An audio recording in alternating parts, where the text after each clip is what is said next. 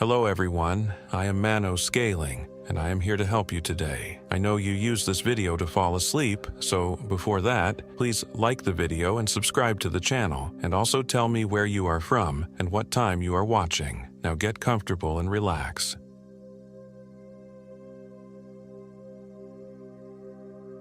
My name is Thomas Davis, and I am 32 years old. This happened in Blackwater Falls State Park, deep in the Monongahela National Forest of West Virginia. What began as a weekend hiking trip with my friends turned into something I still struggle to comprehend, something that haunts my dreams and makes me afraid to close my eyes at night. There were 5 of us: myself, my longtime friend from college Kevin King, our work colleagues Jason Adams and Emily Hall, and Kevin's girlfriend Rebecca Hill. We all worked at the same marketing firm in Pittsburgh and had been planning this trip for months as a way to escape the pressures of our upcoming client pitch. I'd been to the Appalachians before, but never to this particular area, which Kevin had enthusiastically recommended for its seclusion and pristine trails. "You won't believe how quiet it gets out there," Kevin had said, his eyes alight with excitement as we planned the route over beers one evening. No cell service, no tourists, just pure wilderness. In retrospect, I should have paid more attention to the unnatural emphasis he placed on the word quiet. We arrived on a Friday afternoon in early October. The fall colors were just beginning to transform the landscape into a tapestry of amber, crimson, and gold.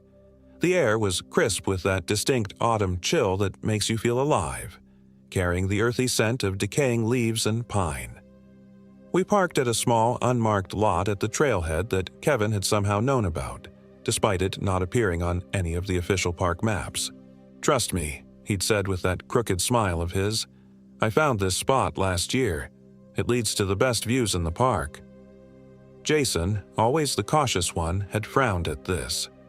"Shouldn't we stick to the marked trails? I've read about people getting lost out here." "Where's your sense of adventure?" Rebecca had teased, playfully shoving his shoulder.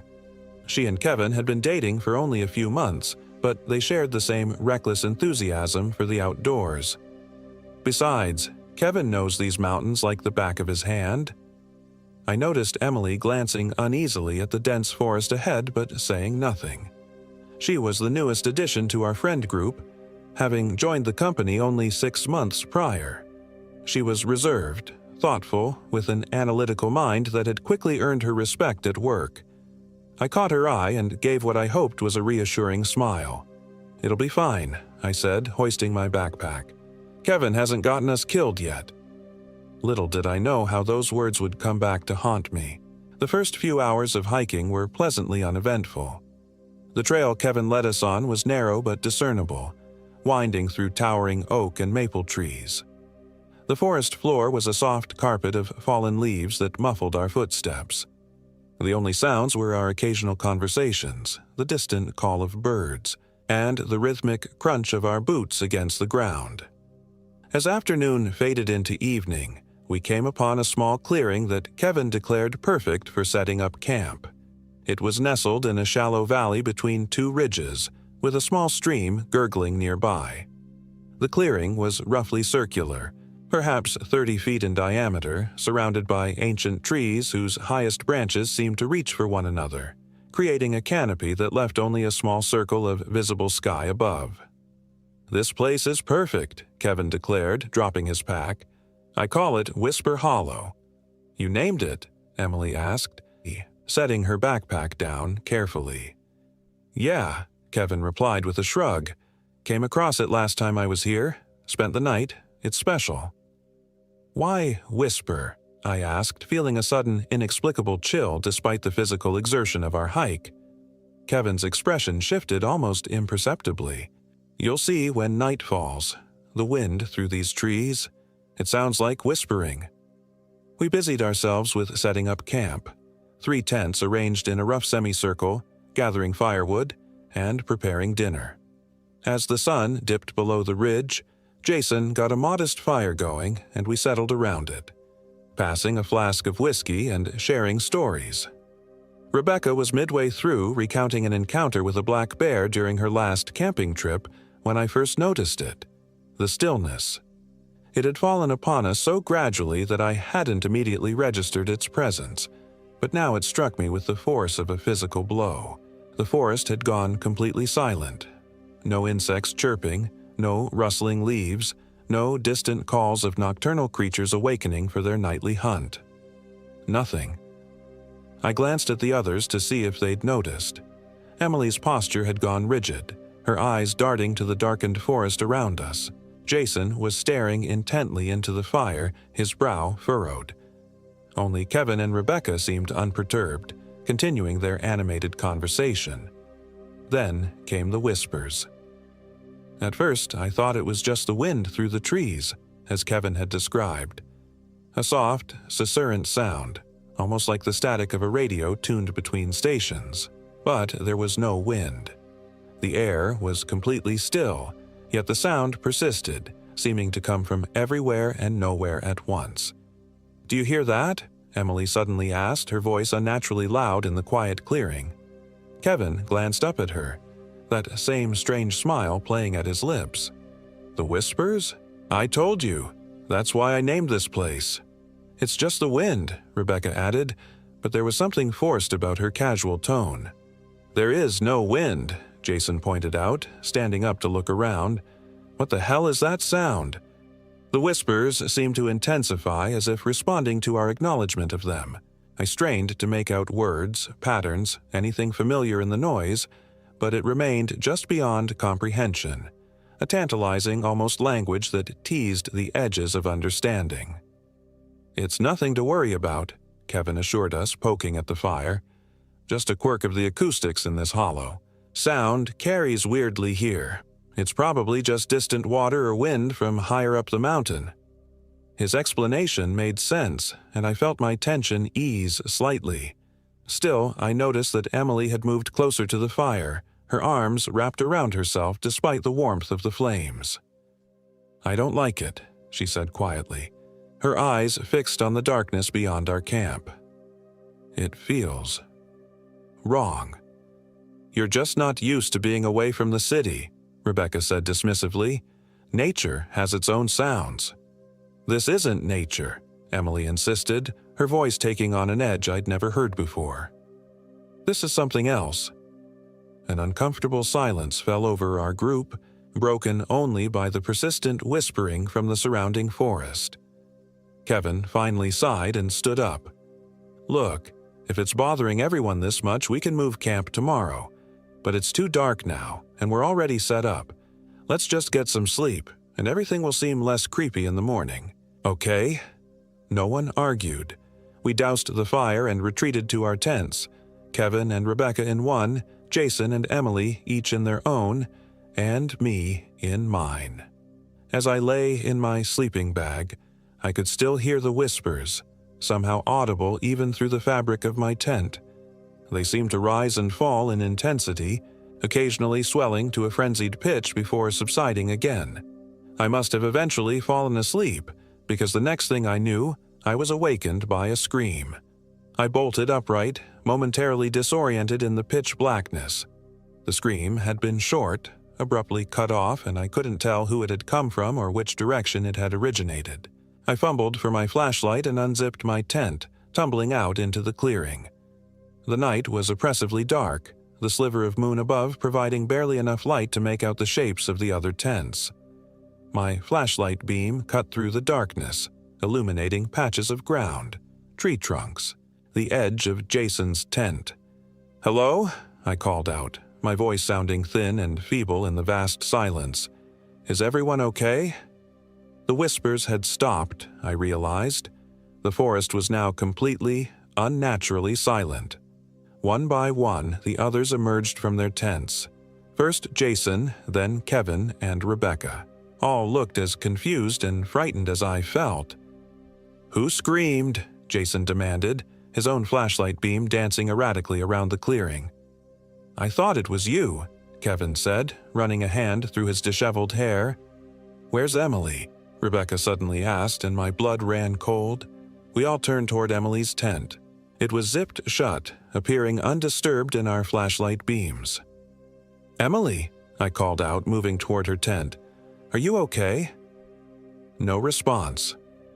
With mounting dread, I approached the tent and slowly unzipped the entrance.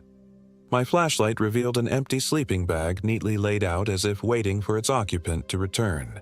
"She's gone," I said, my voice barely above a whisper. "That's impossible," Jason said, pushing past me to look inside the tent himself. "Where would she go in the middle of the night?" Kevin and Rebecca exchanged a look that I couldn't interpret. "Maybe she went to use the bathroom," Rebecca suggested. But her voice lacked conviction. "And screamed? And didn't come back?" Jason's voice cracked with barely contained panic. "We need to find her," I said, trying to remain calm. "She can't have gone far. Let's spread out and search the immediate area. Everyone take a direction and call out if you find anything." "We shouldn't split up," Jason argued. "Haven't you ever seen a horror movie?" "This isn't a movie," Kevin snapped. "And the faster we cover ground, the faster we find Emily." Against my better judgment, we separated, each taking a different direction from the clearing, calling Emily's name as we went. I headed east, my flashlight sweeping across the forest floor, illuminating twisted roots, fallen logs, the occasional startled eyes of small nocturnal creatures. I had ventured perhaps 50 yards from camp when I found the first blood splatter. It was a small spot, easily missed if not for the way my flashlight caught its glossy wetness. Fresh. My stomach knotted as I crouched down to examine it. A few feet away, another spot, larger this time. Then another. They formed a trail leading deeper into the forest. I should have gone back to get the others. I should have called out. Instead, some inexplicable compulsion drew me forward, following the grisly breadcrumb trail farther from the safety of our camp. The blood splatters grew larger, more frequent as I continued. Then came the drag marks, long smears in the soft earth as if something heavy had been pulled through the underbrush. My heart hammered in my chest, my breath coming in short, shallow gasps as I forced myself to continue. I stopped short when my flashlight beam fell upon a scrap of fabric snagged on a low-hanging branch. It was from Emily's distinctive plaid flannel shirt, the one she'd been wearing when we set up camp.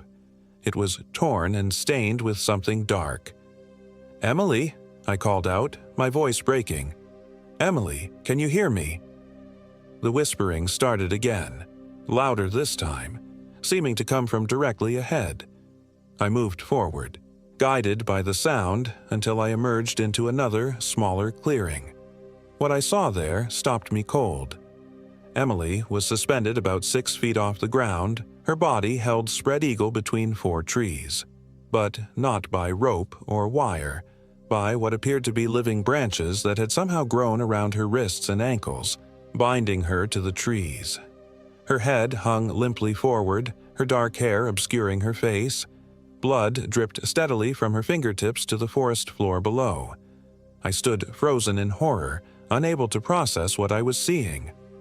This couldn't be real. It had to be some kind of elaborate sick prank or a hallucination brought on by exhaustion and fear. Then Emily's head slowly lifted. Her eyes, reflecting the beam of my flashlight, were completely black. Not just the iris, but the entire visible surface. Her mouth opened, impossibly wide, stretching beyond what any human jaw should be capable of. And from that gaping maw came not Emily's voice, but the whispers. Thousands of them, layered upon each other, a cacophony of unintelligible voices all speaking at once. I screamed then, dropping my flashlight as I stumbled backward.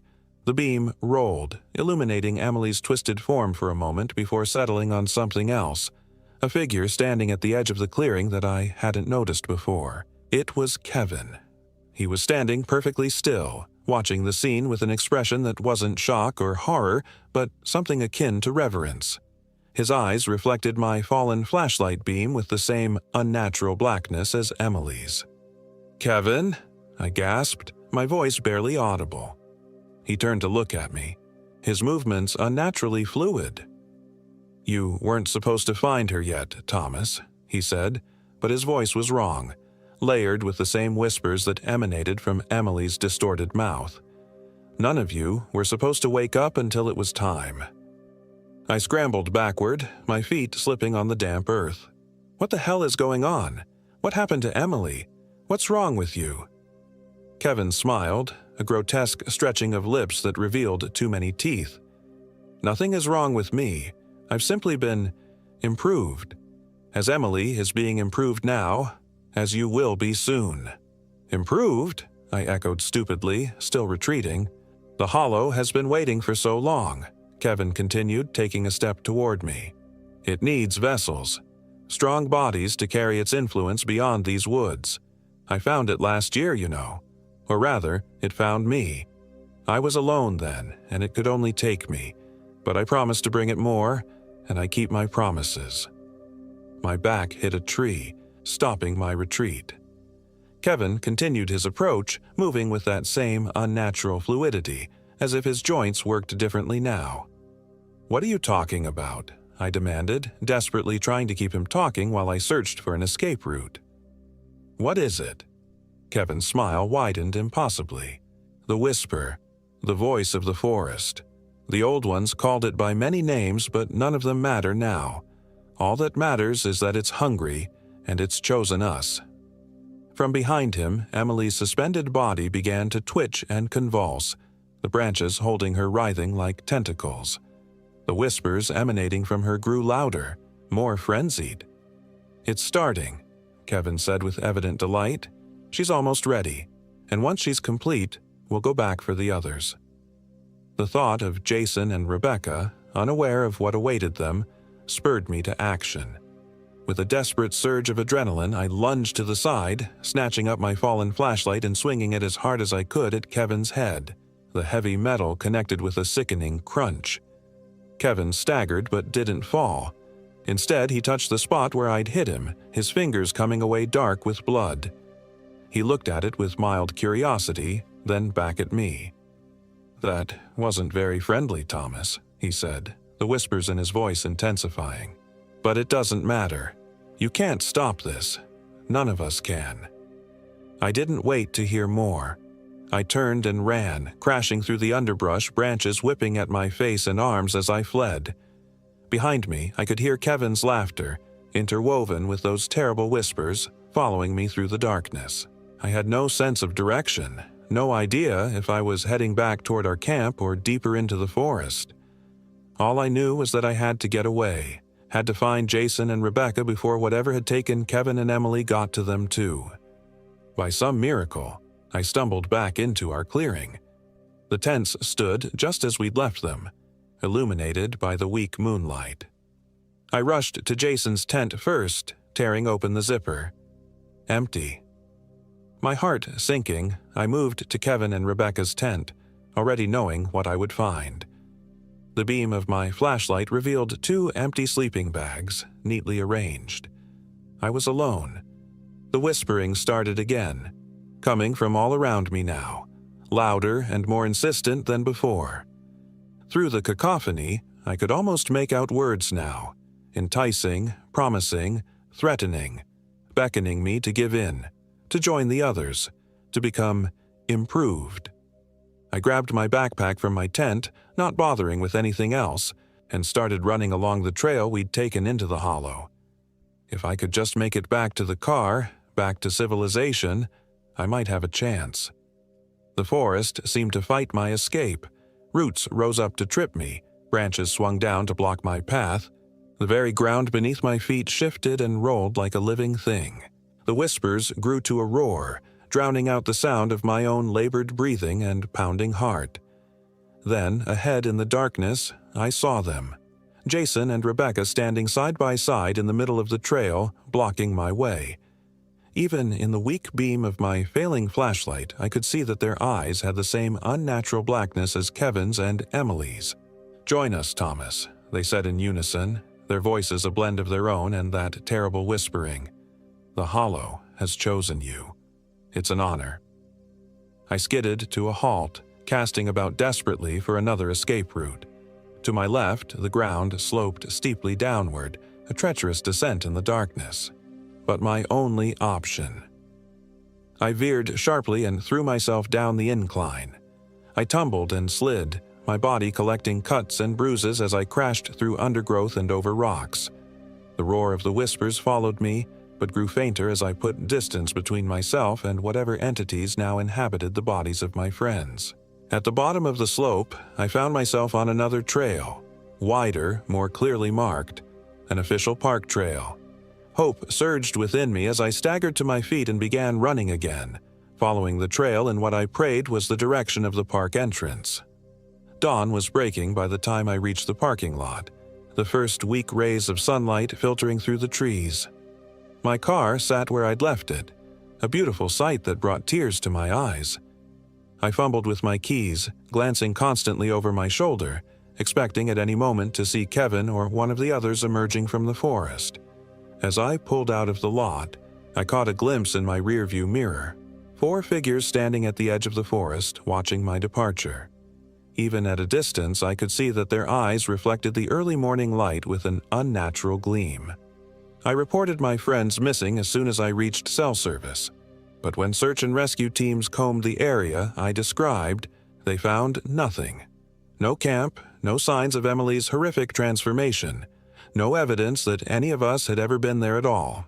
The trail Kevin had led us on couldn't be located, and no one at the park had ever heard of a place called Whisper Hollow. Official reports listed Kevin King, Rebecca Hill, Jason Adams, and Emily Hall as missing persons, presumed dead from exposure or animal attack after wandering off trail in Monongahela National Forest. The case remains open, but active searches were called off after 3 weeks yielded no results. I know the truth, though. They're not dead, at least, not in the way the authorities think. They're still out there in the forest, serving as vessels for whatever ancient entity dwells in Whisper Hollow. And sometimes, when I lie awake at night, I can hear them calling to me, their whispers carried on the wind that rattles my windows, inviting me to return, to join them, to be improved. And the most terrifying part? Sometimes I want to answer. Last week I found a small twig growing from the back of my hand, a tiny branch with 3 perfect leaves sprouting from my flesh. I cut it off, but it grew back overnight. I haven't told anyone. I'm afraid of what it means. Afraid that whatever happened to my friends in those woods has followed me home, that the Hollow's influence has taken root inside me. The whispers are getting louder now, more intelligible. They promise power, knowledge, transcendence if I just give in. And every day it gets harder to resist. I'm writing this as a warning. Stay away from unmarked trails in Blackwater Falls State Park. If you find yourself in a perfectly circular clearing surrounded by ancient trees, turn back immediately. And if you ever hear whispers in a silent forest, run. Run as fast and as far as you can. Because once the Hollow chooses you, it never lets go.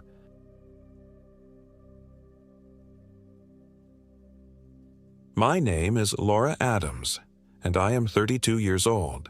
This happened in the Monongahela National Forest near Seneca Rocks in West Virginia, just last autumn. I've always been a city girl at heart. Growing up in Philadelphia, my idea of roughing it was staying at a hotel without room service. But when my best friend Megan suggested a hiking trip to celebrate our 15 years of friendship, I reluctantly agreed.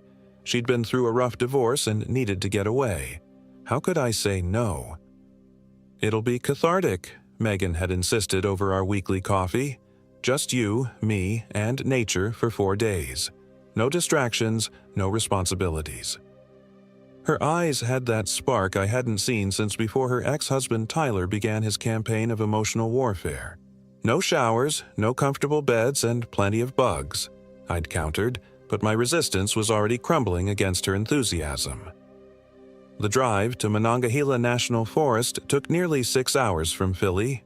Megan chattered excitedly the entire way while I silently questioned my life choices.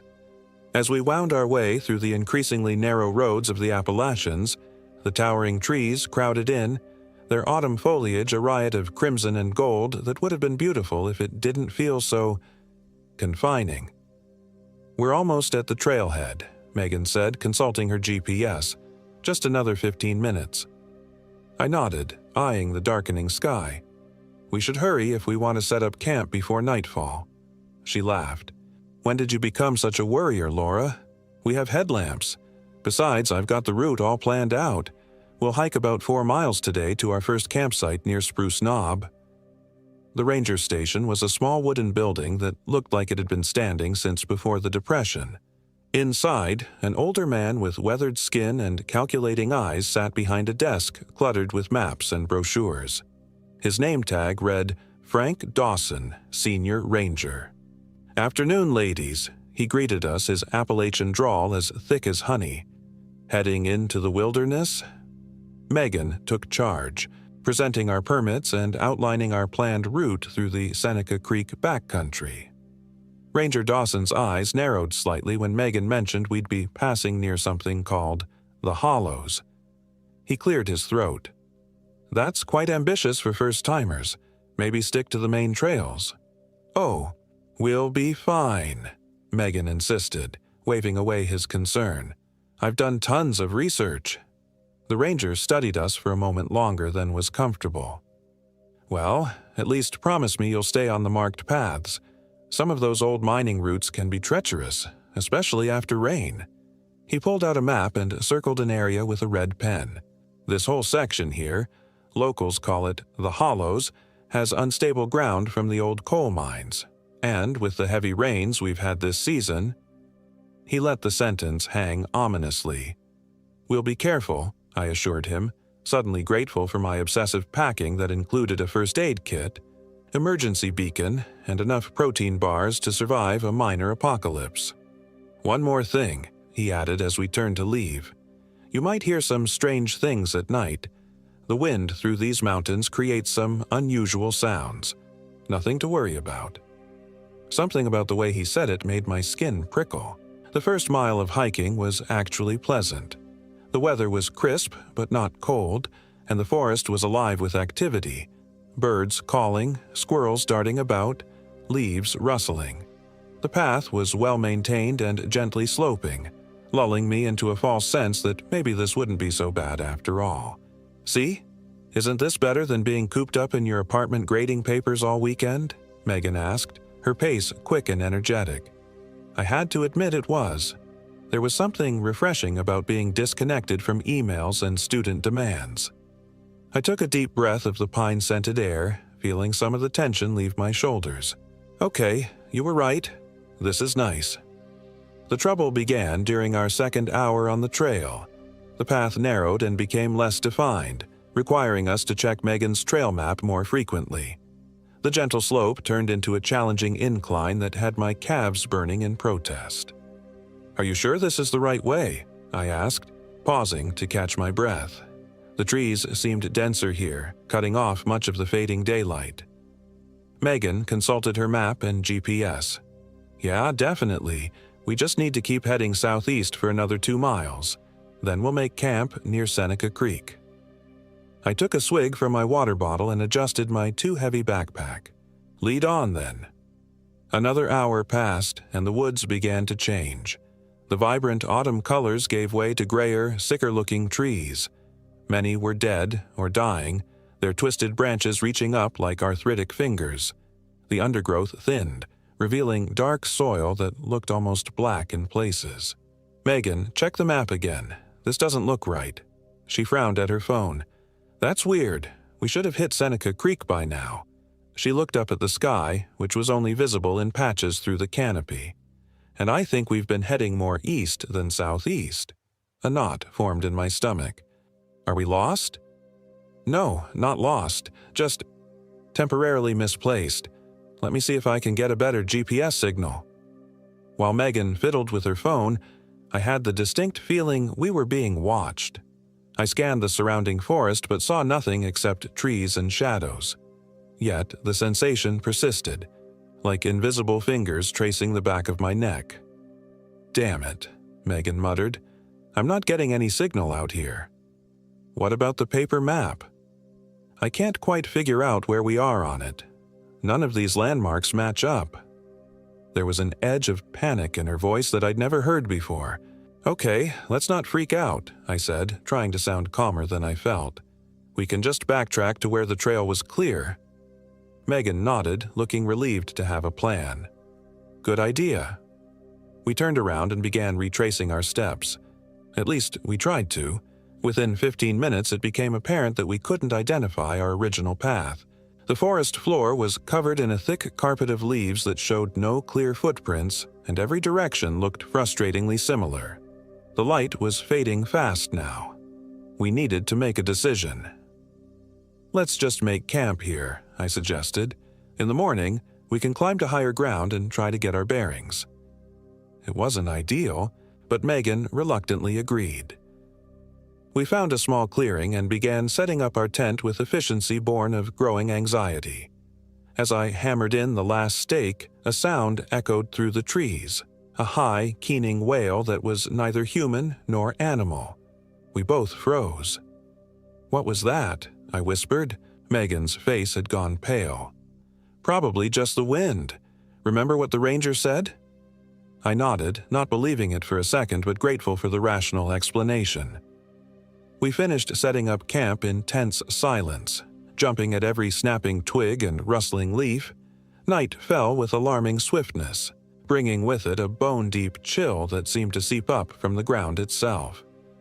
We huddled around our small camp stove, eating reconstituted pasta that tasted like cardboard and anxiety.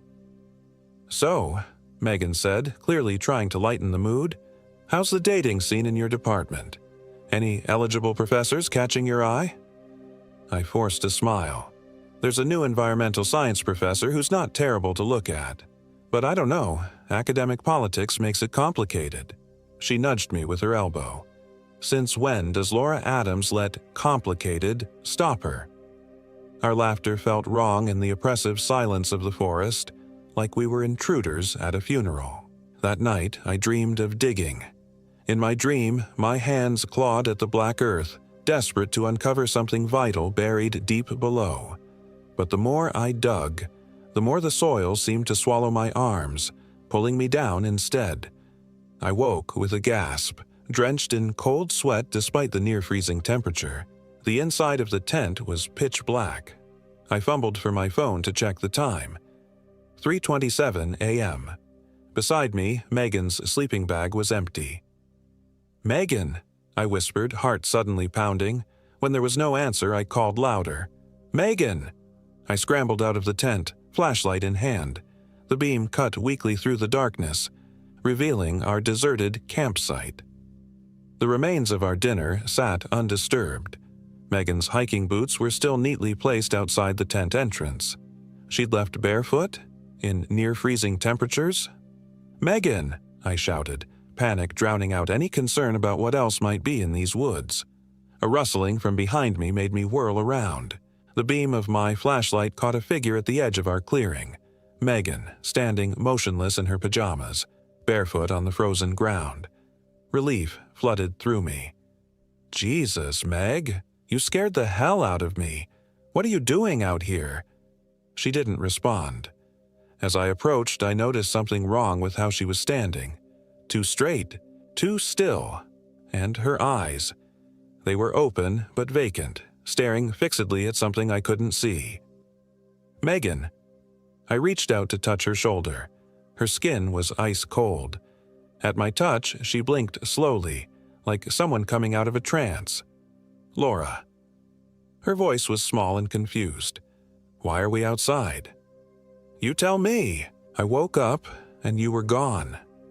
She looked down at her bare feet, now filthy with dark soil, and shivered violently.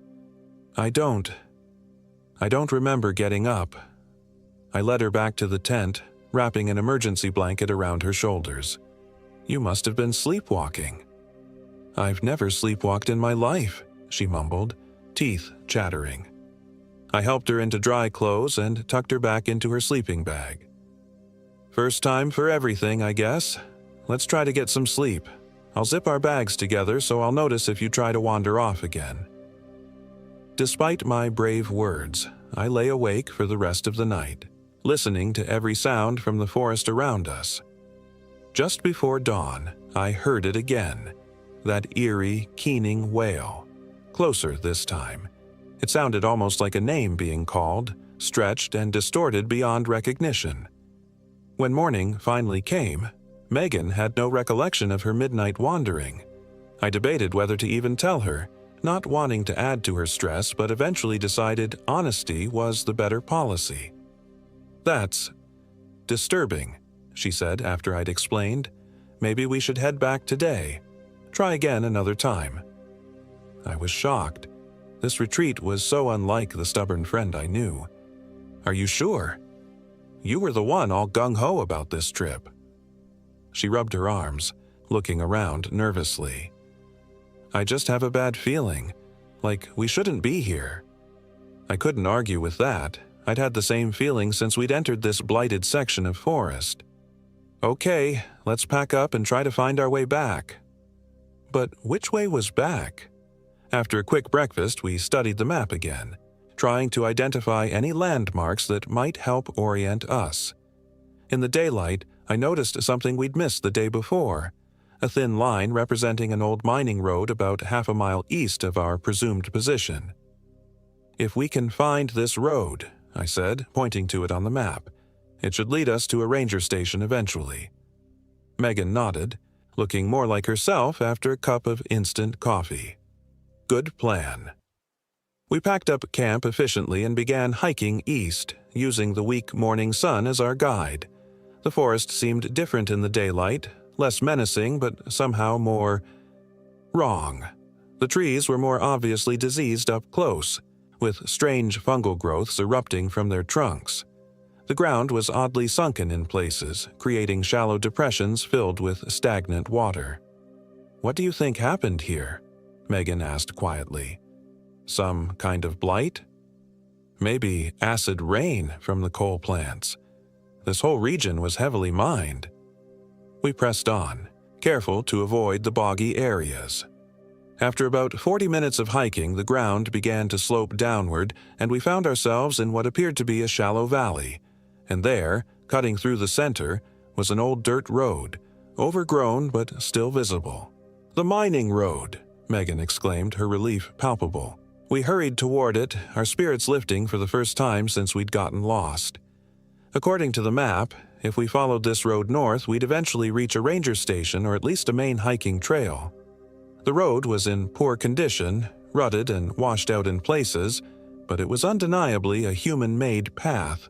As we walked, I noticed remnants of the area's mining past, rusted pieces of machinery half buried in the undergrowth, collapsing wooden structures reclaimed by nature.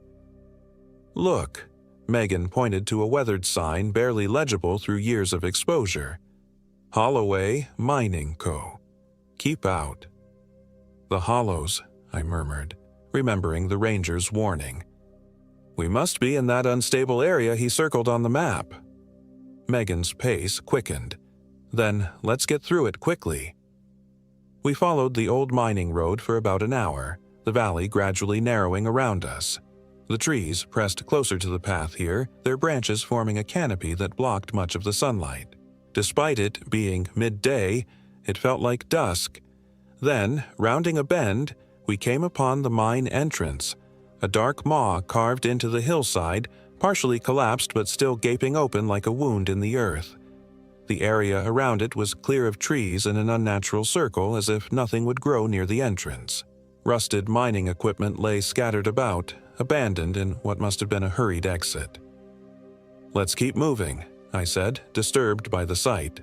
But Megan had stopped, her head tilted as if listening. "Do you hear that?" At first, I heard nothing but the sighing of wind through the trees. Then, faintly, I caught it. A sound like distant crying, echoing from the darkness of the mine entrance. "It's just the wind," I insisted, though I didn't believe it myself. Megan took a step toward the mine. "It sounds like a child." I grabbed her arm. "Megan, no. That mine could collapse at any moment. Besides, there's no child out here." She hesitated, clearly torn, but eventually nodded. "You're right. Let's go." We continued past the mine entrance, both of us walking faster now. The crying sound faded behind us, but I couldn't shake the feeling that something had noticed our presence and was now aware of us. The mining road continued to wind through the valley, which grew increasingly narrow. On either side, the hills rose steeply, creating a claustrophobic channel. I checked the map again. We should be approaching a fork soon. We'll want to take the right path. Megan nodded, but I could tell she wasn't really listening. Since passing the mine, she'd grown quiet and distracted, frequently looking back the way we'd come. "Are you okay?" I asked. "Fine," she said too quickly. "Just tired." We reached the fork in the road about 20 minutes later. The left path continued through the valley while the right began to climb up the hillside. Our way out of this oppressive place, without hesitation I turned right, but after a few steps I realized Megan wasn't following. She stood at the fork, staring down the left path. "Megan, we need to go this way." When she turned to me, her expression was strangely blank. "They need help, Laura." A chill ran through me that had nothing to do with the temperature. "Who needs help?" "The children, in the darkness. They're trapped."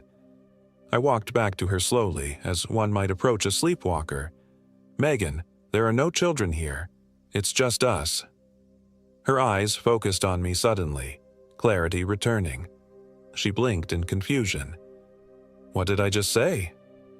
"You were talking about children needing help," I said carefully. She shook her head. "That's weird. I don't know why I said that." She rubbed her temples. "I have a terrible headache." "Let's get out of this valley," I suggested. "The higher ground will give us a better view and maybe better cell reception." She agreed, and we began climbing the path that led up the hillside. It was steep and slippery with decaying leaves, requiring our full concentration. For nearly an hour we ascended in silence, the exertion temporarily pushing away the unease that had settled over us. When we finally reached the top of the ridge, we were rewarded with a view of the surrounding forest. From this vantage point I could see that the strange blight affected only the valley below us, a dark smear across the otherwise vibrant autumn landscape. The valley itself was roughly circular, like a massive pit that had been partially filled in. "The hollows," Megan murmured. "It looks like a wound." I pulled out my phone, hoping for a signal. Nothing. "Let's keep following this ridge. If we stay on higher ground, we should eventually hit a main trail." Megan nodded, but her movements were sluggish. She looked pale and drawn, with dark circles under her eyes that hadn't been there that morning. "Are you sure you're okay?" I asked. "You don't look good." "Just tired," she insisted, "and my head is killing me." I handed her some ibuprofen and my water bottle. "Take these. We'll rest here for a bit before moving on." We sat on a fallen log, catching our breath and taking in the view. Despite the circumstances, it was beautiful up here. The rolling Appalachian mountains stretching to the horizon, ablaze with fall colors. "I'm sorry I got us into this mess," Megan said suddenly.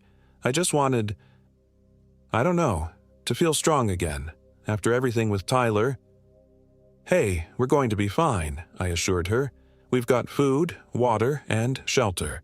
We're already on higher ground with a clear path to follow. Worst case scenario, we spend another night camping and find our way out tomorrow." She smiled weakly. "When did you become the optimistic one?" "One of us has to be, and you're clearly not up for it at the moment." We rested for about 20 minutes before continuing along the ridgeline. The path here was less defined than the mining road had been, but still followable. According to my rough calculations, if we kept heading north, we'd eventually intersect with the main Seneca Creek Trail. The afternoon wore on, and I began to worry about finding a suitable campsite before dark.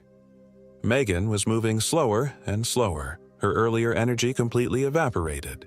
Every time I suggested we stop for the night, however, she insisted on pressing forward. "I don't want to spend another night out here," she said, her voice tight with an emotion I couldn't quite identify. Fear? Resolution? So we continued, even as the light began to fade. The ridge eventually sloped downward into gentler terrain, and to my immense relief, we came upon a clearly marked hiking trail. A wooden sign indicated we were on the Seneca Creek Trail, approximately 4 miles from the ranger station. "See? I told you we'd find our way," I said, nudging Megan. She managed to smile, but it didn't reach her eyes. "You were right." With renewed purpose, we hurried along the trail, hoping to reach the ranger station before full dark. The forest here was healthier, with none of the blight we'd seen in the hollows, and it lifted my spirits considerably. We were about 2 miles from the ranger station when Megan suddenly stopped walking. "Did you hear that?" she whispered. I listened, but heard nothing unusual. "What did it sound like?" "Someone calling my name." Her eyes were wide, scanning the darkening forest. I felt that familiar prickle of unease return. "It's just the wind through the trees. Or maybe a bird call that sounded similar." She nodded but didn't look convinced. "Right, of course." We pressed on, but Megan grew increasingly agitated, constantly looking over her shoulder and jumping at every sound. Night was falling rapidly now, and I was forced to use my flashlight to see the trail. The beam seemed feeble against the pressing darkness. "We should make camp," I finally suggested. "It's too dangerous to keep hiking at night even on a marked trail." "No." Megan's response was immediate and vehement. "We need to keep going. We're close." "Megan, you're exhausted. I'm exhausted. We could miss a turn or twist an ankle." She whirled on me, her face contorted with fear or anger. I couldn't tell which. "They'll find us if we stop." "Who will find us?" I asked, truly alarmed now. Her eyes darted around frantically. "The people from the mine. The ones who keep calling my name." I gripped her shoulders. "Meg, listen to me. There's no one calling you. There's no one following us. You're exhausted and your mind is playing tricks on you." For a moment, she seemed to come back to herself. "You're right, I'm just tired. But please, Laura, let's keep going. I don't want to sleep out here again." I reluctantly agreed, and we continued our slow progress along the trail. The night closed in around us, the forest transforming into a labyrinth of shadows where every tree looked menacing and every sound seemed amplified. After what felt like an eternity, we spotted lights through the trees. The ranger station. Relief flooded through me so intensely I could have cried. "We made it," I said, turning to Megan with a smile. But Megan wasn't looking at the lights. She was staring back the way we'd come, her face drained of all color. "They followed us," she whispered. I followed her gaze but saw nothing except darkness. "There's no one there, Meg." "You don't see them? Standing just at the edge of the light?" A chill ran down my spine. "Let's get to the ranger station. Now." I took her hand and practically dragged her the remaining distance to the station. The small building was a beacon of normality after our harrowing experience in the forest. Light spilled from its windows and I could see movement inside. People, civilization. Ranger Dawson was still on duty, his weathered face registering surprise and then concern when we burst through the door. "You two look like you've seen a ghost," he remarked, rising from his desk. "We got lost," I explained breathlessly. "Ended up in that area you warned us about. The hollows." Something like fear flickered across his face before he composed himself. "Well, you're lucky you found your way out. Not everyone does." Those words struck me as odd, but I was too relieved to be back in civilization to question them. "Is there somewhere we can stay tonight? We'll head back to our car in the morning." He nodded. "There's a bunkhouse for hikers behind the station. Not fancy, but it's got heat and running water." "Thank you," I said, nearly weeping with gratitude. As Ranger Dawson showed us to the bunkhouse, I noticed Megan was still distracted, her eyes constantly darting to the tree line as if expecting something to emerge from the darkness. The bunkhouse was basic but clean, with 6 bunk beds and a small bathroom. We were the only occupants that night, which suited me fine. After quick, lukewarm showers that felt like absolute heaven, we settled into our bunks. "Try to get some sleep," I told Megan. "We're safe now." She nodded, but I could tell from her rigid posture that sleep was far from her mind. "Laura, thank you for not leaving me out there." The odd phrasing disturbed me. Of course I wouldn't leave you. We were in it together. She turned to face the wall without responding. Despite my exhaustion, sleep eluded me for hours. Every time I closed my eyes, I saw the blighted trees of the hollows and the yawning entrance to the mine. Around 2 a.m., I finally drifted off. I dreamed of digging again. In this dream, I was in the mine, clawing at a wall of coal with bloody fingers, trying to reach something, or someone, trapped on the other side. I could hear children crying, their voices muffled by the layers of earth between us. "Help us," they pleaded. "Don't leave us in the dark." I woke with a strangled gasp. The bunkhouse was dark and quiet. The only sound, the gentle hum of the heating system. I reached for my phone to check the time. 3:27 a.m., exactly the same time I'd awakened the previous night. With a growing sense of dread, I turned to Megan's bunk. Empty. "Not again," I muttered, fumbling for my flashlight. I checked the bathroom, also empty. She must have gone outside. Pulling on my jacket and boots, I rushed out of the bunkhouse. The night air was bitterly cold, my breath forming clouds in front of my face. The ranger station's exterior lights created pools of harsh illumination surrounded by impenetrable darkness. "Megan," I called, my voice sounding small against the vastness of the night. No response. I circled the bunkhouse, then the main ranger station. No sign of her. The forest loomed at the edge of the light, a wall of blackness that seemed to breathe. A movement caught my eye. A pale figure at the tree line, moving away from the station. "Megan!" I shouted, breaking into a run. She was heading back toward the trail we'd emerged from just hours earlier, back toward the hollows. Like the night before, she was in her pajamas, barefoot despite the freezing ground. I caught up to her at the trail entrance, grabbing her arm. "Megan, stop! Where are you going?" She turned to me with that same vacant expression I'd seen the previous night, but this time, when she spoke, her voice was different, higher, childlike. "They're waiting for me. I promised I'd come back." "Who's waiting for you?" I asked, trying to keep the panic from my voice. "The children in the mine. They're so lonely." I shook her gently. "Megan, wake up. You're sleepwalking again." Her eyes remained unfocused. They died in the dark, a century ago. The collapse trapped them.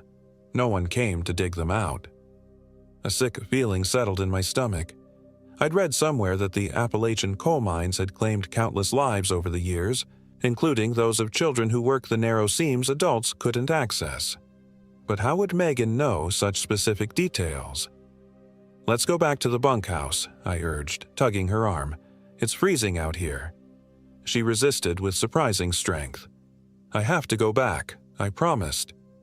"You don't owe anything to whatever's out there," I insisted.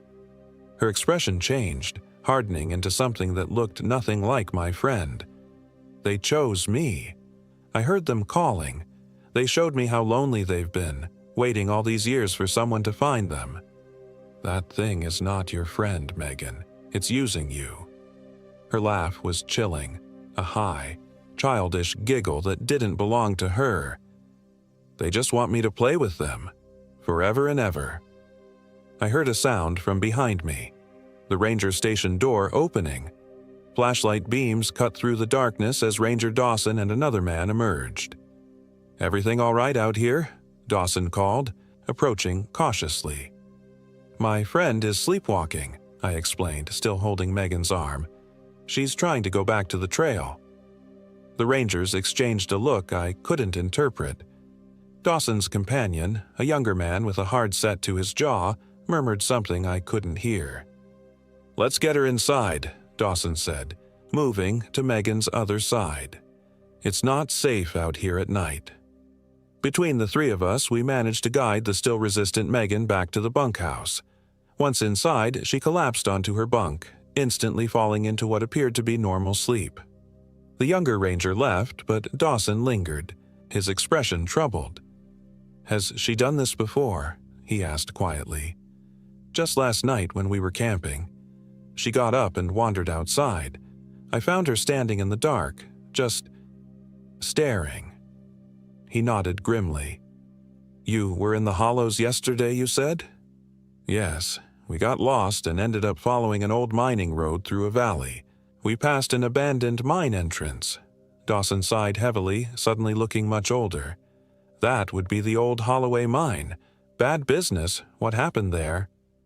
What did happen? I asked, though I wasn't sure I wanted to know. He hesitated, then seemed to make a decision. Sit down. There are things you should know, especially if your friend was affected by that place. I perched on the edge of my bunk, keeping one eye on Megan's sleeping form. In 1891, there was a collapse at the Holloway mine, Dawson began, his voice low. Buried 27 miners alive, including 8 children as young as 7 years old. The company claimed it would be too expensive to dig them out, so they sealed the entrance and abandoned the site. My dream of digging suddenly took on a horrifying new context. Local legend says the children never left, he continued, that they wander the hollows looking for someone to play with, someone to join them in the dark.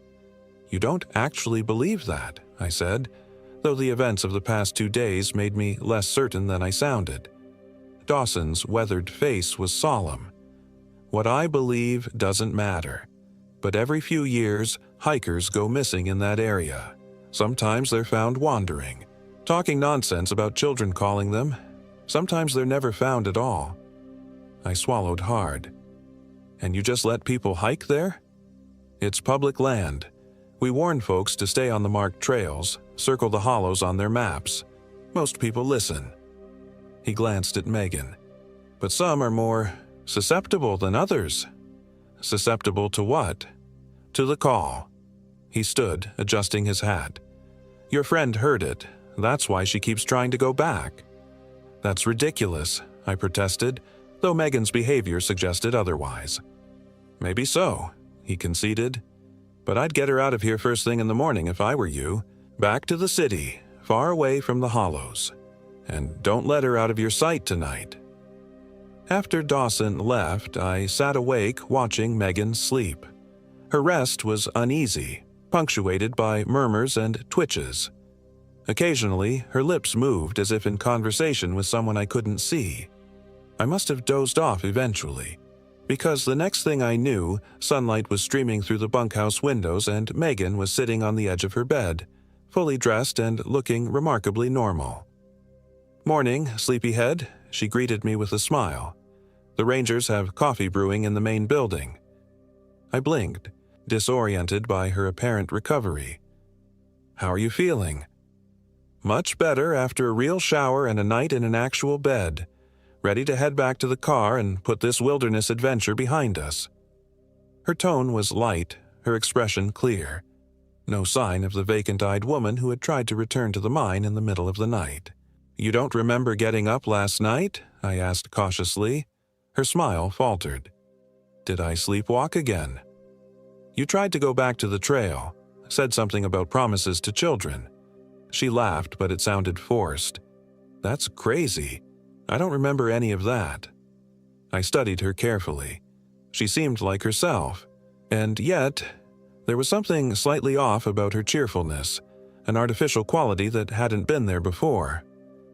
Well, I agree we should get back to the car and head home, I said. The Rangers can point us to the shortest route. After a quick breakfast of instant oatmeal and surprisingly decent coffee, we thanked Ranger Dawson and got directions to where we'd left our car. It would be a 4-mile hike along the main trail, easy walking compared to our ordeal in the hollows. As we shouldered our packs, Dawson took me aside while Megan was adjusting her boots. Remember what I said, he murmured. Don't stop until you're well away from here, and keep an eye on her. I nodded my understanding. The hike back to our car was uneventful. Megan chattered about mundane things, work, mutual friends, a movie she wanted to see. Her normal demeanor was such a stark contrast to the hollow-eyed sleepwalker of the previous night that I began to doubt my own memory of events. Maybe the stress and exhaustion had made me imagine things darker than they really were. But then I'd remember the mine entrance, the unnatural stillness of the hollows, and that childish voice speaking through my friend's lips. They chose me. We reached the car around noon, both of us visibly relieved to see the metallic blue Honda still waiting in the small gravel parking area. "Civilization, at last," Megan said, throwing her backpack into the trunk with perhaps more force than necessary. "Next time I suggest a nature retreat, remind me that hotels exist." I laughed, the sound almost jarring after the tension of the past 2 days. Agreed, though I think we learned something about ourselves out there. What? That we're not cut out for wilderness survival? She slid into the passenger seat, immediately fiddling with the radio. "That too," I said, starting the engine. "But also that we're stronger than we think. We got lost in one of the most dangerous parts of the forest and still found our way out." Megan's smile faltered for just a moment. "Right. Go us." The drive back to Philadelphia was long but cathartic, the miles of asphalt putting needed distance between us and the Appalachian wilderness. We stopped once for lunch at a roadside diner, where we both ordered the greasiest burgers on the menu, a celebration of our return to civilization. "So," I said between bites, "tell me more about this sleepwalking thing. You really don't remember any of it?" Megan pushed a French fry around her plate. "Not really. I remember dreams, I guess, about children playing.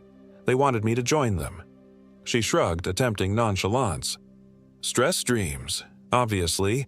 Probably triggered by getting lost." "Probably," I agreed, though I wasn't convinced. "Just never knew you to sleepwalk before." "First time for everything," she echoed my words from the first night. "Can we talk about something else? I just want to forget the whole experience."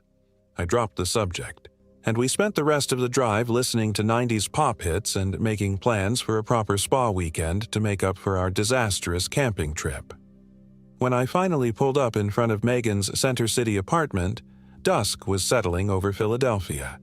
The city lights were coming on, and the sidewalks were filled with people heading to dinner or evening events, a far cry from the isolated forest we'd left behind. "Home, sweet home," I said, putting the car in park. "You going to be okay?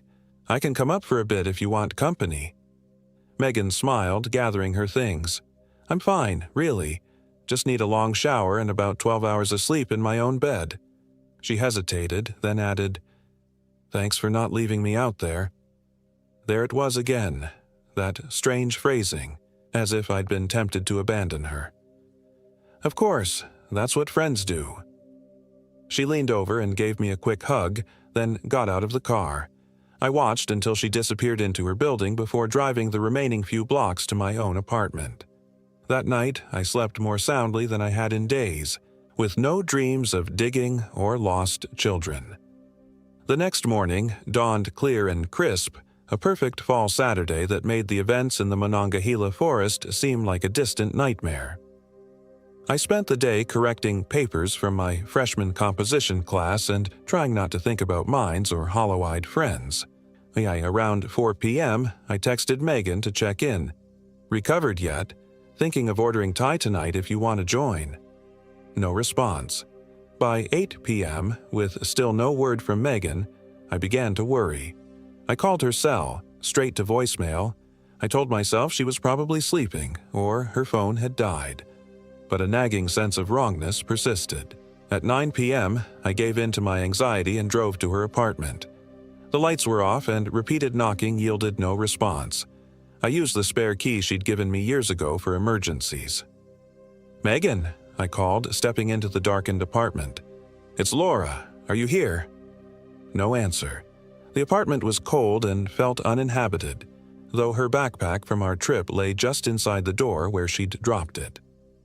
A quick search confirmed my fears. Megan wasn't there. Her phone and wallet were gone, but otherwise there was no indication of where she might have gone. On her nightstand, I noticed a crumpled piece of paper, a receipt from a Greyhound bus station, dated that morning, a ticket to Cumberland, Maryland. My blood ran cold. Cumberland was the nearest major town to the Monongahela National Forest. She'd gone back. I tried calling her again. Voicemail. I left a frantic message. "Megan, I'm at your apartment. I found the bus receipt. Please call me and tell me you're not going back to that forest. Please." Next, I called the ranger station, somehow remembering the number from their brochure. After several rings, Ranger Dawson answered. Monongahela Ranger Station, Dawson speaking. "This is Laura Adams," I said, my words tumbling out in a rush. "My friend and I were lost in your forest a couple days ago. We passed through an area called the Hollows." "I remember you," he cut in, his voice grave. "My friend's gone. I think she's coming back there. She bought a bus ticket to Cumberland this morning." A long silence followed, broken only by what sounded like Dawson exhaling heavily. When would that bus have arrived? I checked the receipt again. Around 2 p.m. Another pause. "And it's just past 9 now." He seemed to be talking more to himself than to me. "If she hired a car in Cumberland right away, she could be at the trailhead by now." "You have to stop her," I pleaded. "She's not in her right mind. That place did something to her." "Miss Adams," he said carefully, "I'll send someone to check the trails, but you need to understand, if she's determined to go back to the Hollows, she'll find a way. They always do, once they've been called." "What do you mean, they always do? How many people has this happened to?" He didn't answer my question directly. "The best thing you can do is come back here yourself. If anyone can reach her, it's you. You might be the only connection strong enough to break the hold that place has on her." "I'm 6 hours away," I said, desperation creeping into my voice. "Then I suggest you start driving. Now." I didn't hesitate. Within 20 minutes I was on the road, my car pointed west toward the Appalachians. As the lights of Philadelphia faded behind me, I couldn't shake the feeling that I was driving directly into a nightmare. The drive was a blur of dark highways and caffeine, my mind racing with terrifying possibilities. What if I couldn't find Megan? What if I found her, but she was already changed? What if the Hollows claimed us both? I arrived at the Monongahela Ranger Station just after 3 a.m. The light was on, and Ranger Dawson was waiting, looking like he hadn't slept. "Any sign of her?" I asked as I climbed out of my car on shaky legs. He shook his head grimly. "We checked the main trailheads and campsites. Nothing yet. So what do we do? Wait until daylight?" "That would be the sensible thing," he agreed.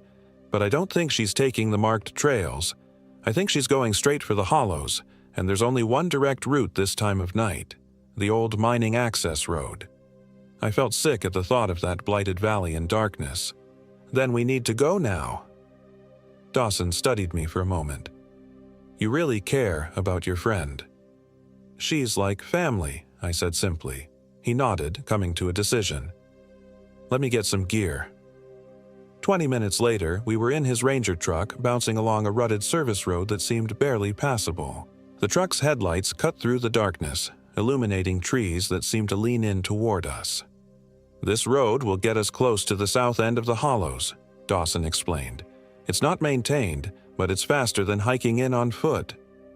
"How do you know she went this way?" I asked. He glanced at me sideways. "Because the Holloway mine is pulling her in, and this is the most direct route." I wanted to argue with his superstitious explanation, but after what I'd seen, I couldn't. "Why is this happening? Why Megan?" Dawson kept his eyes on the treacherous road. "Some people are more sensitive to such things, more open to influence. Has your friend experienced trauma recently? Loss? A major life change?" I thought of Megan's divorce, the emotional abuse she'd endured from Tyler. "Yes, her ex-husband. It was a bad situation." "That would do it," he nodded. "Creates a vulnerability, a door that can be opened." We lapsed into silence as the truck continued its slow progress along the service road. After about 40 minutes, Dawson brought the vehicle to a stop. "This is as far as we can drive. From here, we walk."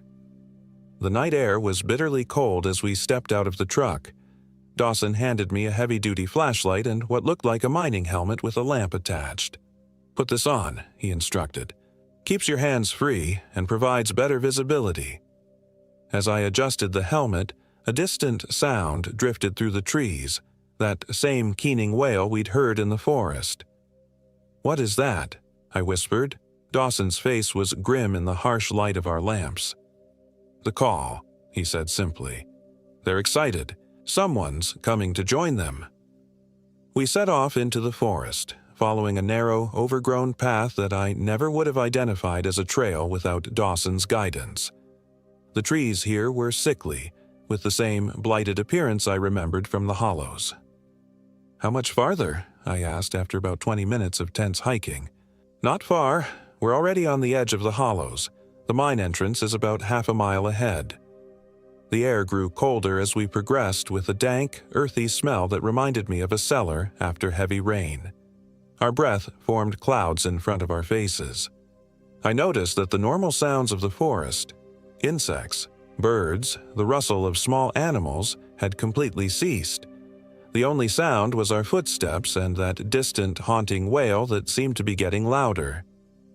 "When we find her," Dawson said quietly, "don't expect her to come willingly. She won't be entirely herself." "What do you mean?" He hesitated, choosing his words carefully. "The children from the mine, or whatever's left of them, they don't understand that they're dead. They just know they're lonely. They want playmates, and they're persistent. So what do we do? Remind her who she is. Remind her of her connections to the living world. It might be enough to break their hold." "And if it isn't?" I asked, dreading the answer. Dawson didn't respond. We came to the edge of a clearing and I recognized it immediately. The mine entrance. In the harsh light of our headlamps, it looked even more ominous than it had in daylight, a black maw in the hillside that seemed to devour light. And there, standing at the entrance, was Megan. She wasn't alone. Surrounding her were what I at first took to be children, small, pale figures in ragged clothing, but as my light passed over them, I realized with horror that they weren't fully substantial.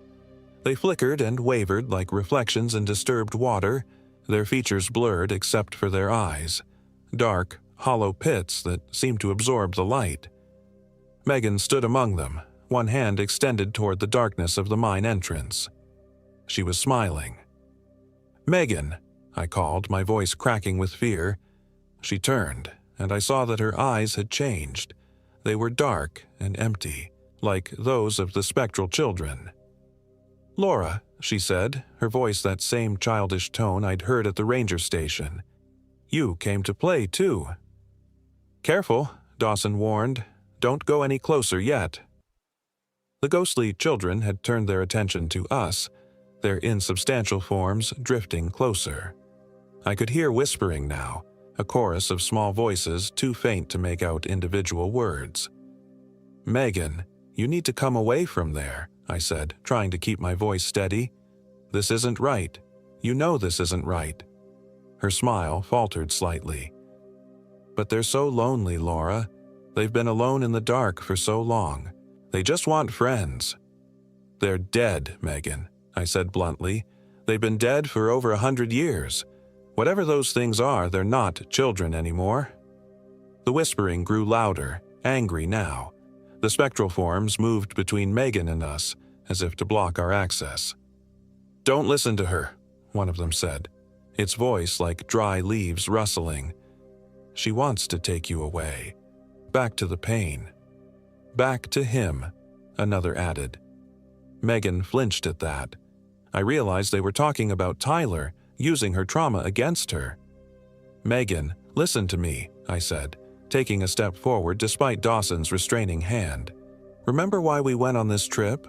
To celebrate 15 years of friendship. 15 years of being there for each other through everything." I took another step. "Remember when we were sophomores and your mom got sick? Who sat with you in the hospital every night for a week?" A flicker of recognition crossed her face. "You did." "And when Tyler started showing his true colors, who helped you move out while he was on that business trip?" "You did," she repeated, her voice sounding more like her own. The spectral children were agitated now, moving frantically between us, their whispers rising to hisses. "Don't listen. She'll leave you just like everyone else. Stay with us forever." I kept walking forward, ignoring the growing cold as I passed through their insubstantial forms. Tyler tried to convince you that you were nothing without him. These things are doing the same thing. They're manipulating you, Meg." I was close enough now to see tears forming in her eyes, momentarily clearing the darkness there. "I can't leave them," she whispered. "They need me." "I need you," I countered. "Your students need you. Your parents, your sister, all the friends who love you. We need you." I reached out my hand. "Please, Meg, come home."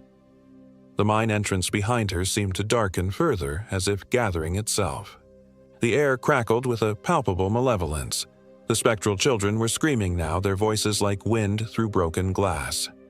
"You promised!" they shrieked. "You promised to stay!" Megan's face contorted with confusion and pain. She looked from me to the mine entrance and back again, clearly torn. "I did promise," she murmured. "You made that promise under duress," I insisted, "to things that tricked you, that used your compassion against you." "They're just children," she protested weakly. "Look at them, Meg. Really look." She turned to the spectral forms surrounding her, and for the first time, seemed to truly see them. Not as the lonely children they presented themselves as, but as the hollow, hungry things they'd become over a century of darkness and rage. "Oh, God," she whispered.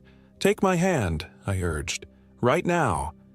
She reached out, our fingers almost touching when a violent gust of wind erupted from the mine entrance, knocking us both backward.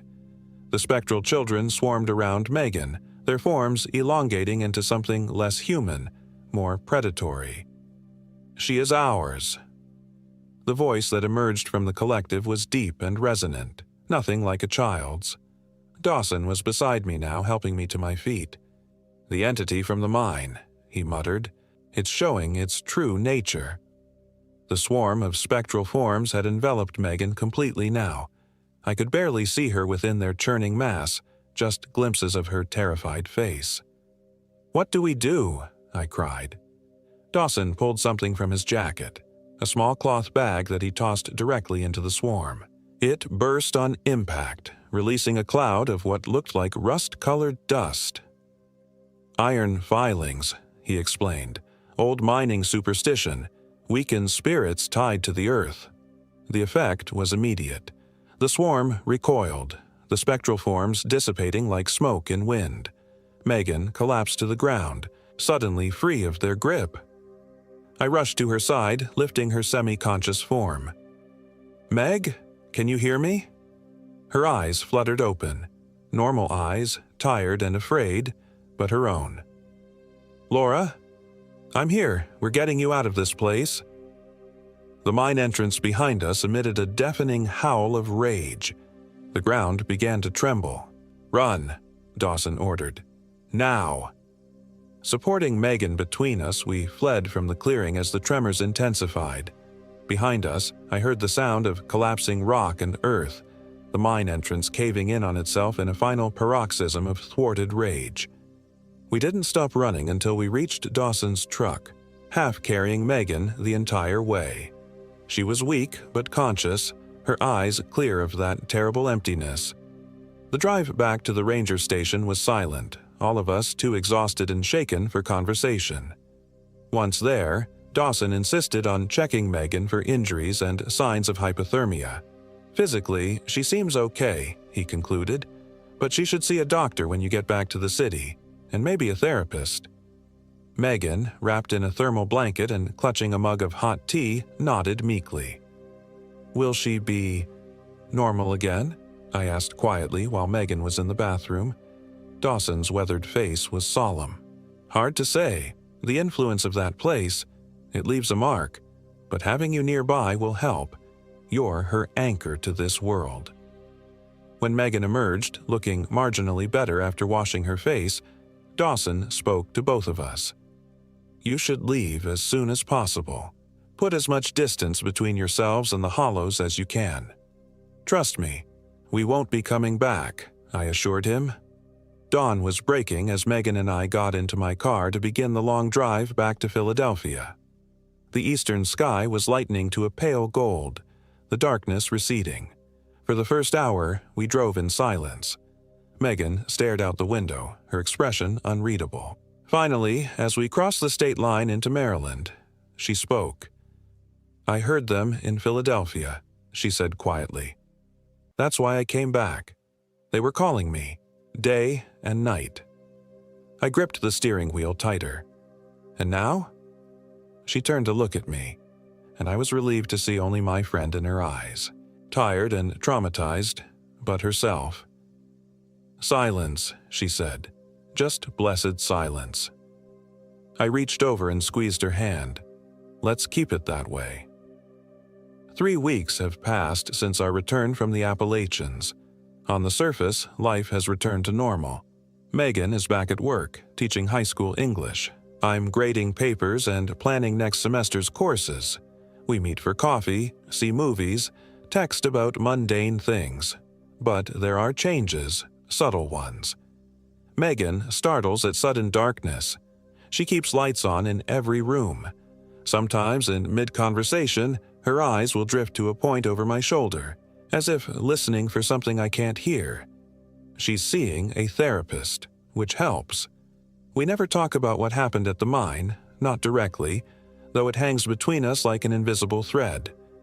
I've done research since our return. The Holloway mine disaster was real.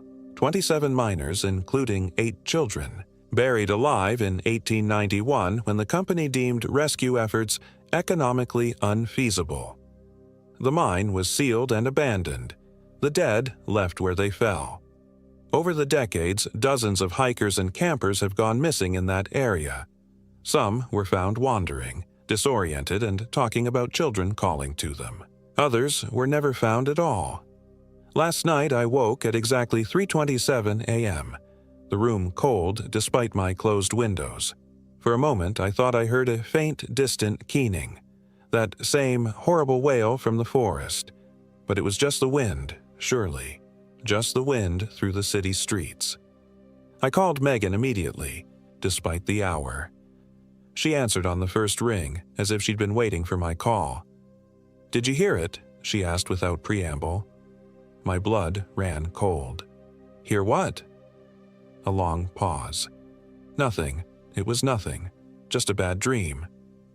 "Meg," I said carefully, "if you ever hear them again—" "I know," she cut me off. "I'll tell you right away. I promise." Her voice softened. "And Laura? Thank you for not leaving me in the dark." We've booked a vacation for next month, a resort in Florida, as far from mountains and forests as we can get.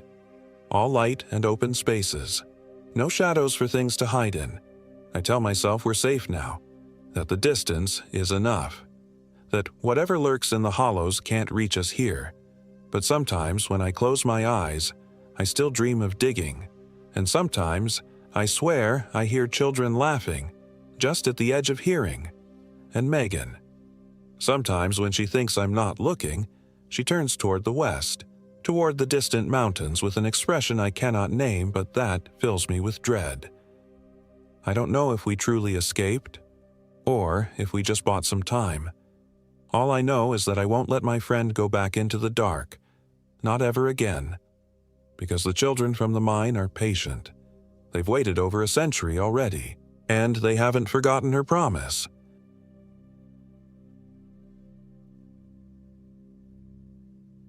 Whispers in Blackwater Gorge. My name is Jacob Carter, and I am 34 years old. This happened in the most remote section of the Appalachian Mountains, in a place locals call Blackwater Gorge, West Virginia. I've always been drawn to solitude, to the quiet spaces where civilization's endless noise fades away. That's why, after my divorce and the subsequent burnout from my marketing job in Pittsburgh, I decided to try something radical. A 2-week solo hiking expedition along the lesser-known trails of the Appalachians. I should have listened to the gas station attendant in the tiny town of Whitecrest. His gnarled fingers trembled slightly as he handed me my change. "You heading up to Blackwater?" he asked, eyes darting to my backpack and hiking boots. "Yeah, planning to camp there for a few nights. Heard it's beautiful." He hesitated, weathered face creasing with concern. "Stick to the marked trails, son. People who wander off tend to find things they ain't looking for." I smiled politely, chalking it up to small-town superstition. Another customer entered, and our conversation ended there. I wish now I'd asked what he meant. The first 2 days on the trail were exactly what I needed. The late September air carried just enough chill to make the hike invigorating without being uncomfortable.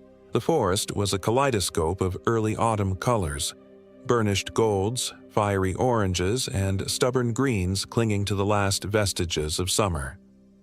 I set up camp the second night near Pinewood Creek, a spot not on any official maps but mentioned in an obscure hiking forum online as having the most spectacular sunrise views.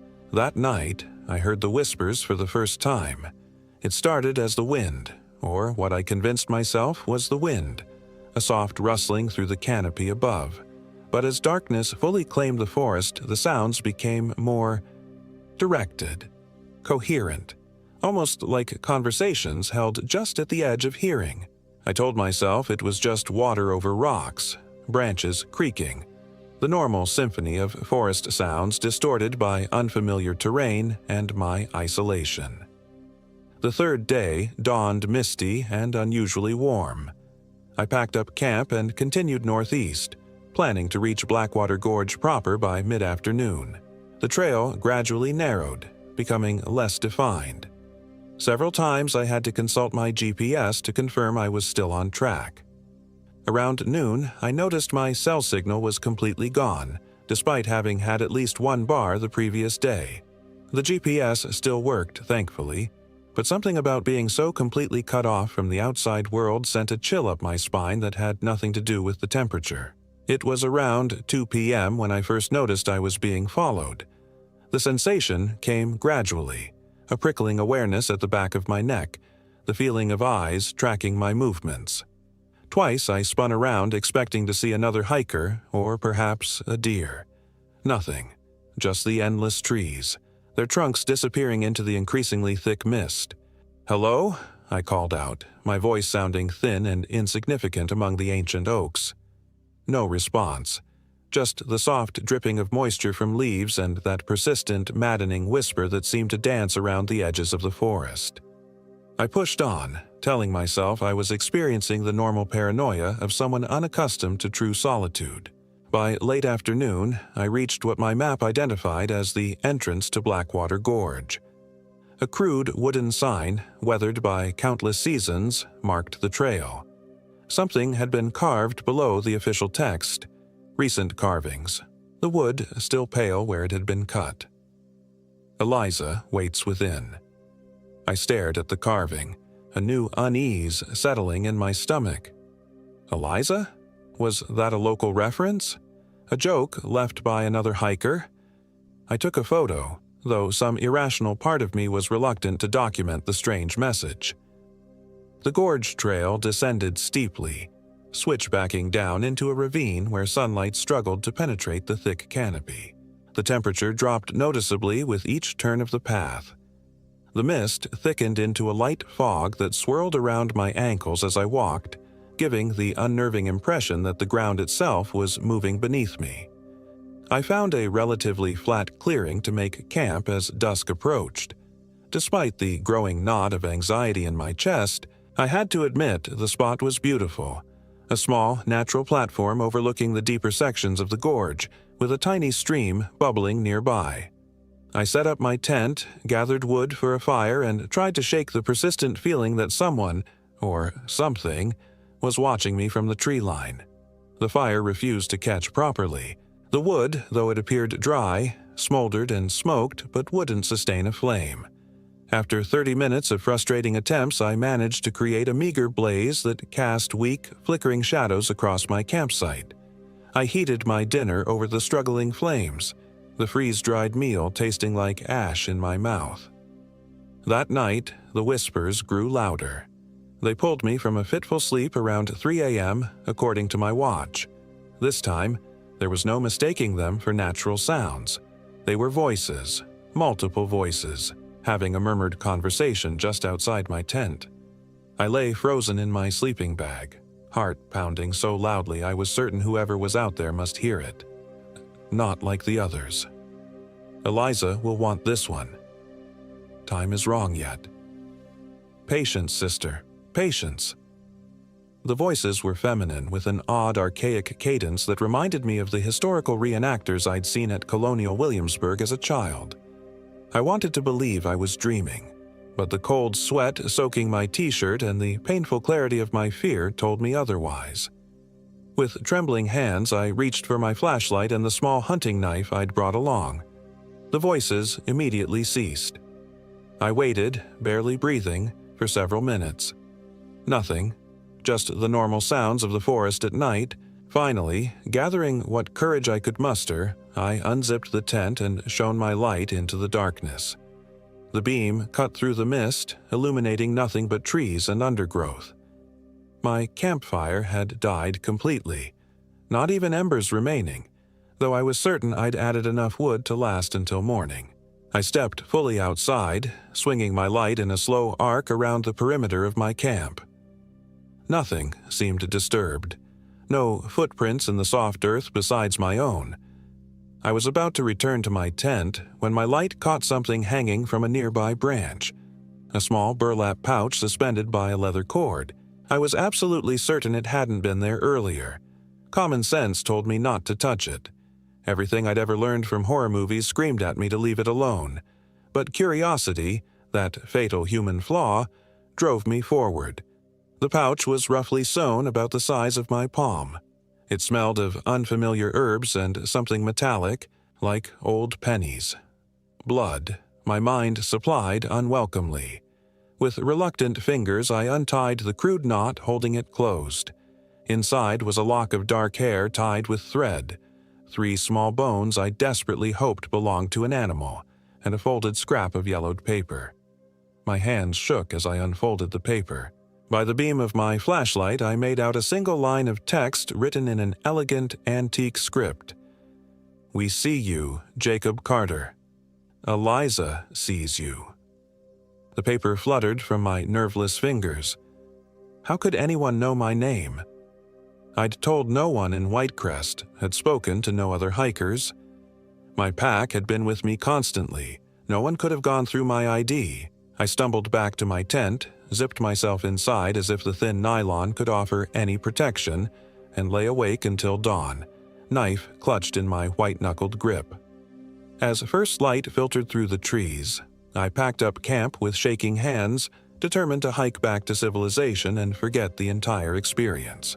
But when I tried to retrace my steps up the switchback trail, I couldn't find it. Where the clear path had been the previous day, there was now only dense underbrush and fallen logs. I checked my GPS, which showed I was directly on the trail, but my eyes told me otherwise. I spent an hour searching for any sign of the path before accepting the impossible truth. The trail was gone.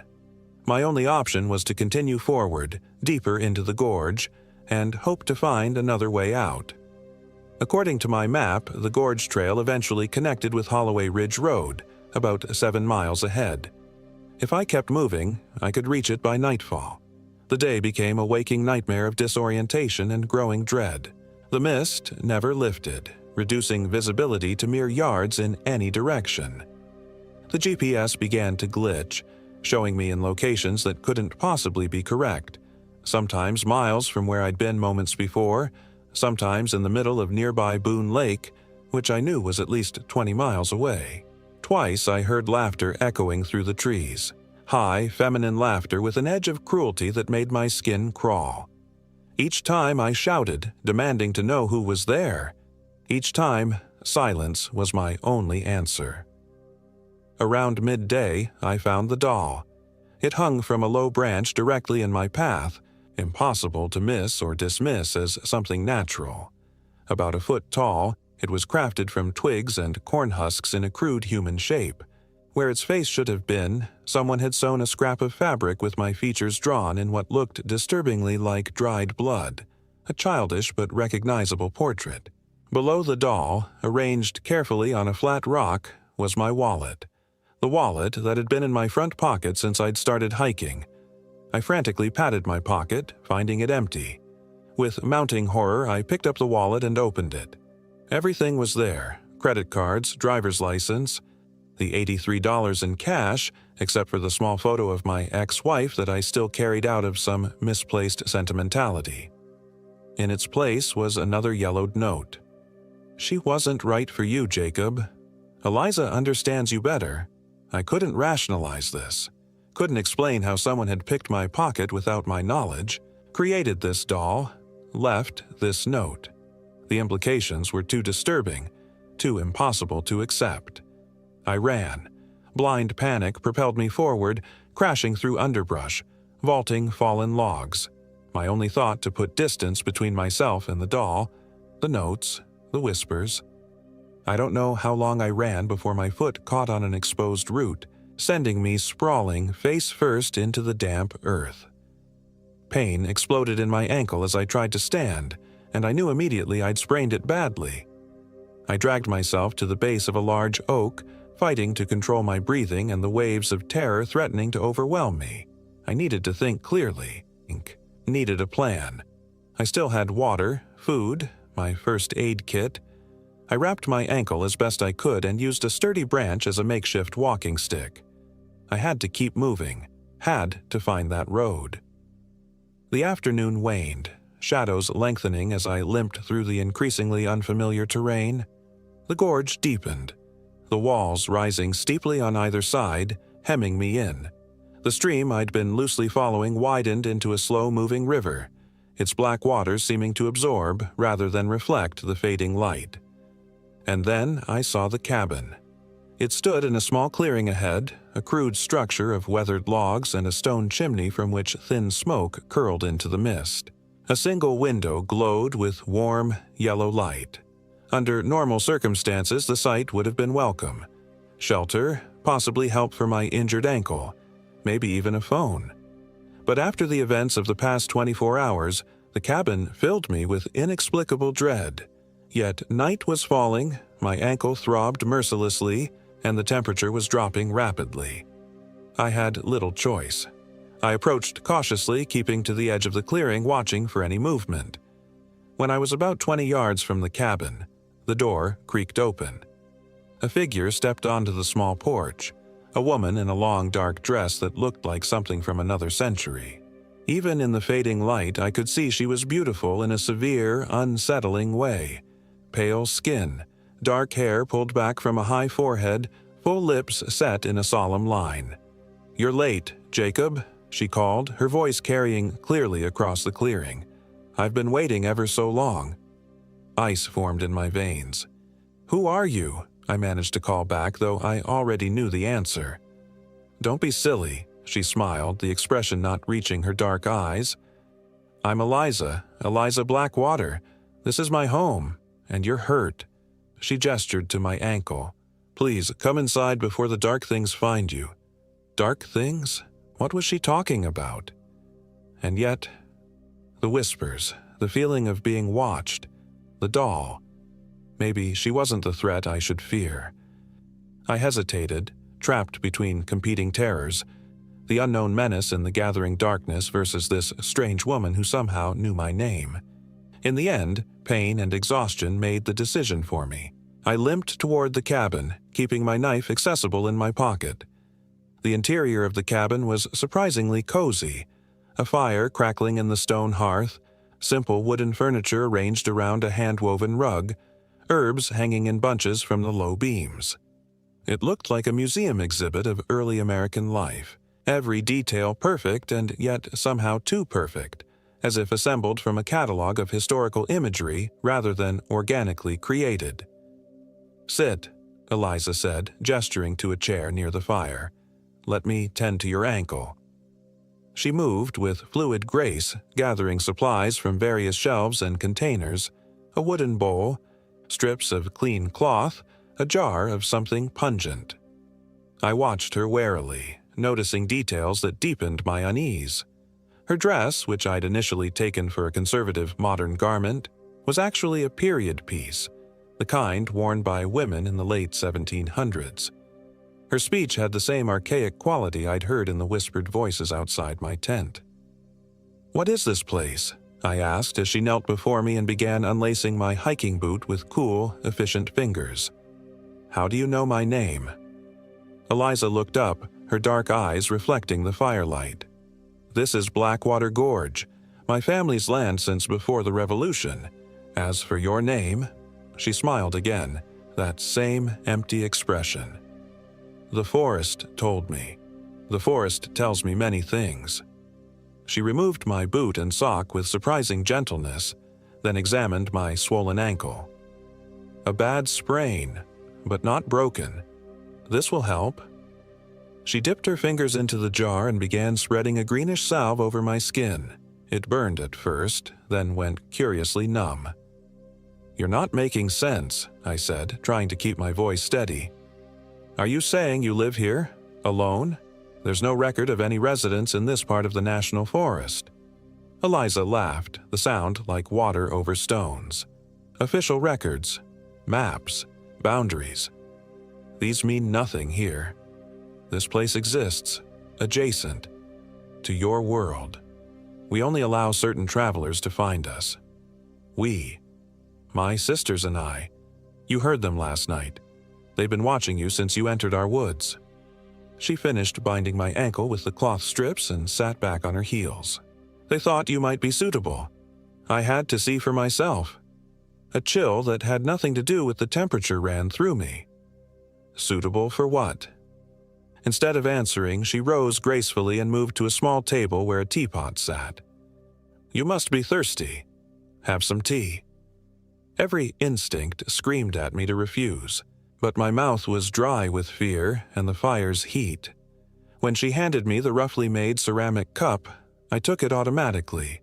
The liquid inside was amber-colored and smelled of unfamiliar spices.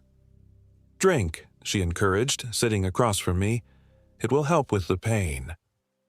I pretended to sip, keeping the liquid from actually touching my lips. "You haven't answered my question. Suitable for what?" Eliza's gaze was unnervingly direct. "For staying, Jacob. We need new blood now and then. The bloodlines grow thin otherwise." "Bloodlines?" My voice cracked on the word. "The Blackwater family has always been here, always will be here. But we need men from the outside sometimes. Men like you, alone, disconnected, searching for something they can't define."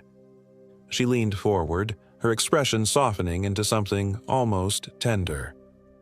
"I can give you purpose, Jacob. Belonging. You won't have to return to that empty apartment, that meaningless job." My head swam with confusion and growing horror. How could she know about my apartment, my job? "How long have you been here?" I asked, stalling for time as I tried to process what was happening. "I was born in this cabin in 1794, she said matter-of-factly. "My sisters are older still." I laughed nervously. "That's impossible. You'd be over 230 years old." "Time moves differently here," she replied, unperturbed by my skepticism. "Surely you've noticed. Your watch hasn't advanced since you entered the gorge." With a spike of dread, I glanced at my watch. She was right. The digital display showed 3:47 p.m., the exact time I'd found the doll, hours earlier. I hadn't noticed in my panic and pain. "This isn't happening," I muttered, setting down the untouched tea. "I'm hallucinating. Or I hit my head when I fell." "Is your life so fulfilling that you can't imagine something beyond your understanding?" Eliza asked, her voice taking on a hypnotic quality. "You came to these mountains seeking escape. I'm offering you the ultimate escape, Jacob. No more loneliness.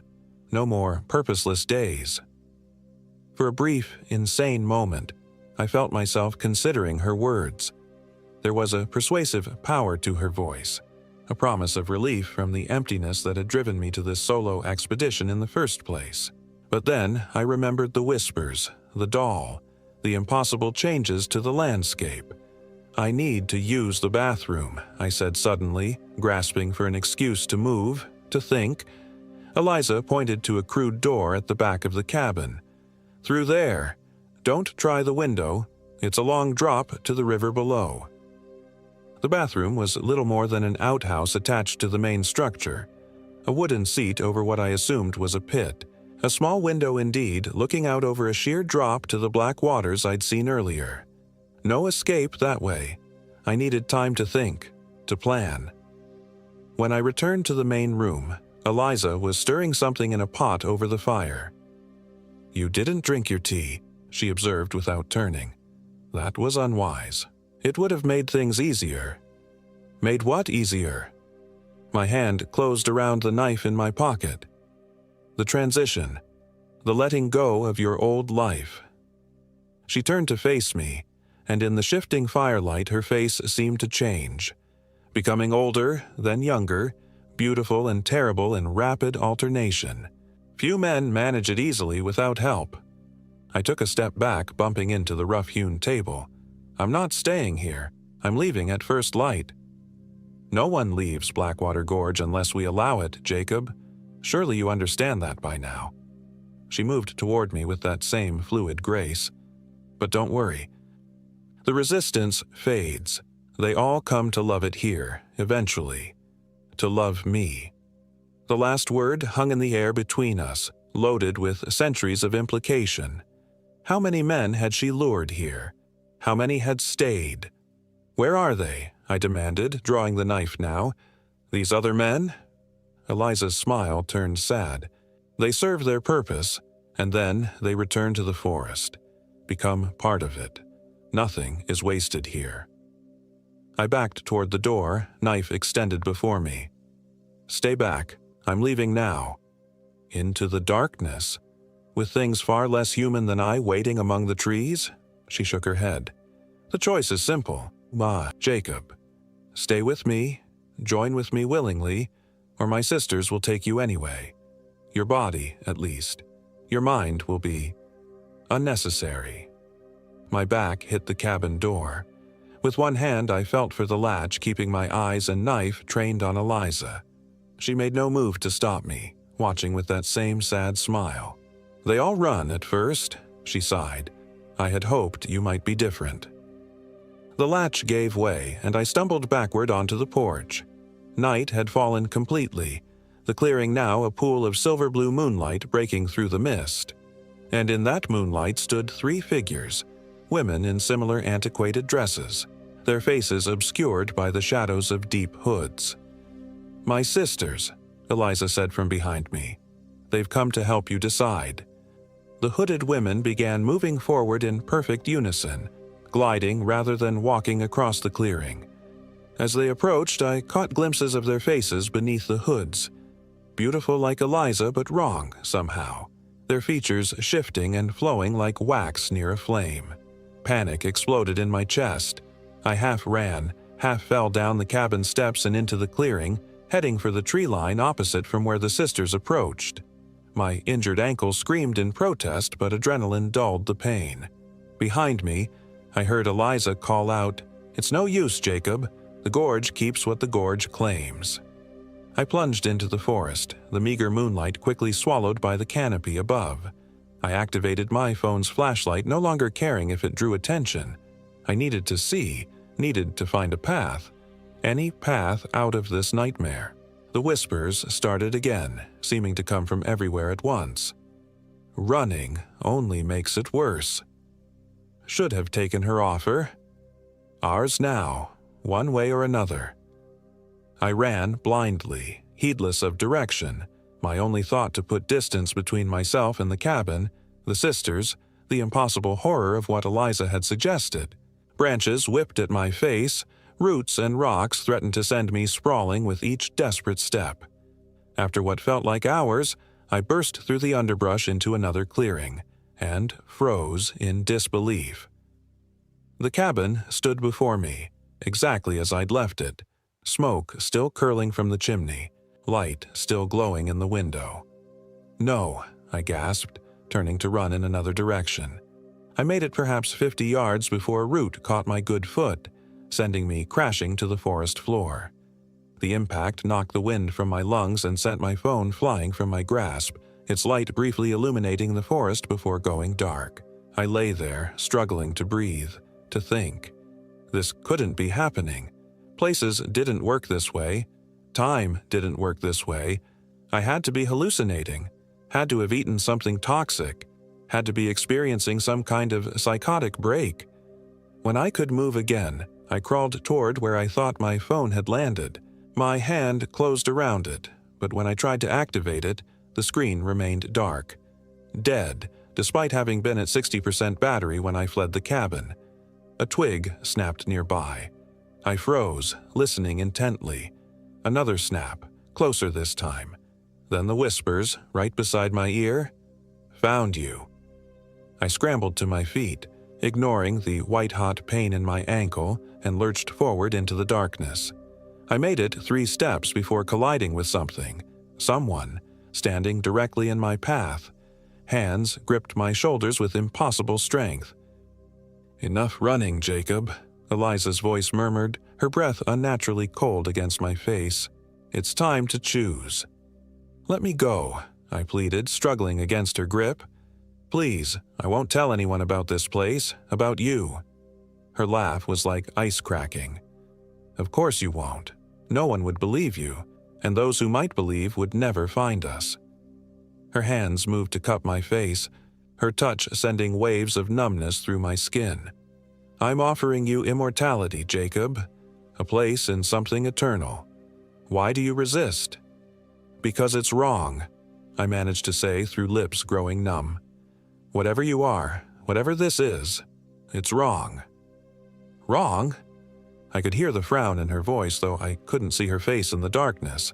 "Survival is never wrong. We were here before your nation existed, before your kind brought their laws and boundaries and morality. We simply are, Jacob, as we have always been." Her hands moved to my chest, fingers spreading over my heart. Where she touched, I felt a creeping coldness, as if my blood was slowly turning to ice. "Last chance," she whispered. "Choose to stay willingly, and you retain your mind, yourself. Refuse, and my sisters take what we need anyway." In the darkness around us, I sensed movement. The other sisters closing in, their whispers a maddening chorus of anticipation. Whatever they planned to do to me, I knew with bone-deep certainty that it would be worse than anything I could imagine. My mind raced, searching desperately for options. Then I remembered the knife, still clutched in my right hand. In one fluid motion born of pure survival instinct, I brought it up and plunged it into what I hoped was Eliza's chest. There was no resistance, as if I'd stabbed empty air. For a heart-stopping moment, I thought I'd missed entirely. Then Eliza made a sound, not a cry of pain, but a sound of surprise, almost disappointment. "Iron," she said softly. "Of course, so many forget the old protections." Her grip on me loosened. I pulled the knife free and slashed wildly in the darkness around me, hearing hisses of pain or anger as the blade occasionally met something solid. The whispers turned frantic, angry. "Hurts us. Take him now. No time for ceremony." A hand clawed at my back, ripping through my jacket and shirt, tearing into the skin beneath. Pain blazed across my shoulder blades. I spun and slashed again, connecting with something that felt like brittle branches rather than flesh. A shriek pierced the night, inhuman in its pitch and duration. I took advantage of the momentary confusion to run again, knife held before me like a talisman. I had no direction, no plan beyond escape. My ankle had gone from pain to a strange disconnected feeling, as if it no longer fully belonged to me. Behind me, I heard pursuit. Not the crashing of normal human movement through underbrush, but something smoother, faster, gaining on me with every second. My lungs burned, my vision narrowed to the few feet of forest floor illuminated by the occasional break in the canopy above. And then, miraculously, I saw light ahead. Not moonlight, but the steady, artificial glow of electric lighting. A road. It had to be a road. With my last reserves of strength, I pushed forward, bursting through the final line of trees onto a paved surface. Headlights approached from the left, a truck moving fast. I staggered into its path, waving my arms frantically. The driver slammed on the brakes, the truck skidding to a halt mere feet from where I stood swaying. An older man jumped out, his face a mask of concern. "Jesus Christ, buddy!" I nearly hit you. Are you okay? You're bleeding." I looked down at myself in the headlight's glare. My clothes were torn, covered in dirt and leaves and what appeared to be thick, dark moss. Blood seeped from long scratches on my arms and what felt like a more serious wound on my back. The hunting knife was still clutched in my hand, its blade coated with a viscous black substance that was definitely not blood. "Hospital," I managed to croak. "Please." The man approached cautiously, eyeing the knife. "You want to put that down first, friend? Then I'll help you. What happened? Bear attack?" I lowered the knife, then let it fall to the asphalt. "Something like that." He helped me to the passenger side of his truck, his nose wrinkling at what I could only imagine was my horrific smell. "There's a medical center in Petersburg, about 40 minutes from here. You think you can hold on that long?" I nodded weakly, sinking into the seat. As he closed the door and rounded the truck to the driver's side, I looked back at the forest I'd emerged from. For just a moment, I thought I saw them. 3 hooded figures and Eliza in her antique dress, standing at the tree line, watching silently as the truck's engine roared to life. "What's your name, buddy?" the driver asked as he put the truck in gear. "Jacob," I responded automatically, still staring at the forest receding behind us. "Jacob Carter." "Well, Jacob, you're lucky I came along when I did. Not many people use this road at night, and fewer still would stop for a wild-looking guy with a knife." He glanced at me. "No offense." "What road is this?" I asked, my voice sounding distant and unfamiliar to my own ears. "Holloway Ridge Road. Runs along the eastern edge of the National Forest. Where'd you come from? Your car break down somewhere?" Holloway Ridge Road. The same road I'd been trying to reach, the one marked on my map as connecting to the Gorge Trail. I'd made it out. Somehow, I'd made it out. "I was hiking," I said, the simple truth seeming absurdly inadequate. "Got lost." The man nodded sagely. "Happens more than you'd think around here. The woods can play tricks on your mind, make you see things that aren't there, or things that shouldn't be there." I thought, but didn't say. We drove in silence for several minutes, the truck's heater slowly thawing my chilled body. Then, almost casually, the driver asked, "You didn't happen to run into a woman out there, did you? Dark hair, old-fashioned looking?" My blood turned to ice. I studied his profile in the dim glow of the dashboard lights, an ordinary face, weathered by age and outdoor work. Just a local man, asking a seemingly innocent question. "No," I lied. "No one." He nodded again, eyes fixed on the road ahead. "Good, that's good." After a pause, he added, "The folks who see Eliza Blackwater don't usually make it out of those woods." We didn't speak again for the remainder of the drive. At the medical center, he helped me inside, explained to the staff that he'd found me on the road, possibly the victim of a bear attack. Then, with a tip of his cap and a look I couldn't quite interpret, he left. I spent 3 days in that small hospital, treated for exposure, dehydration, a severely sprained ankle, and deep lacerations across my back that the doctor said resembled claw marks. When they asked what had attacked me, I claimed not to have seen it, that I'd been running and felt something swipe at me from behind. They seemed to accept this, though I caught the nurses exchanging glances when they thought I wasn't looking. My backpack was never recovered. The police made a cursory search of the area where I'd been found but reported finding no evidence of my campsite or any of my gear. The GPS data from my phone, which was recovered and eventually recharged, showed nothing but a straight line from Whitecrest to a point about 2 miles into the forest, where the tracking abruptly ended.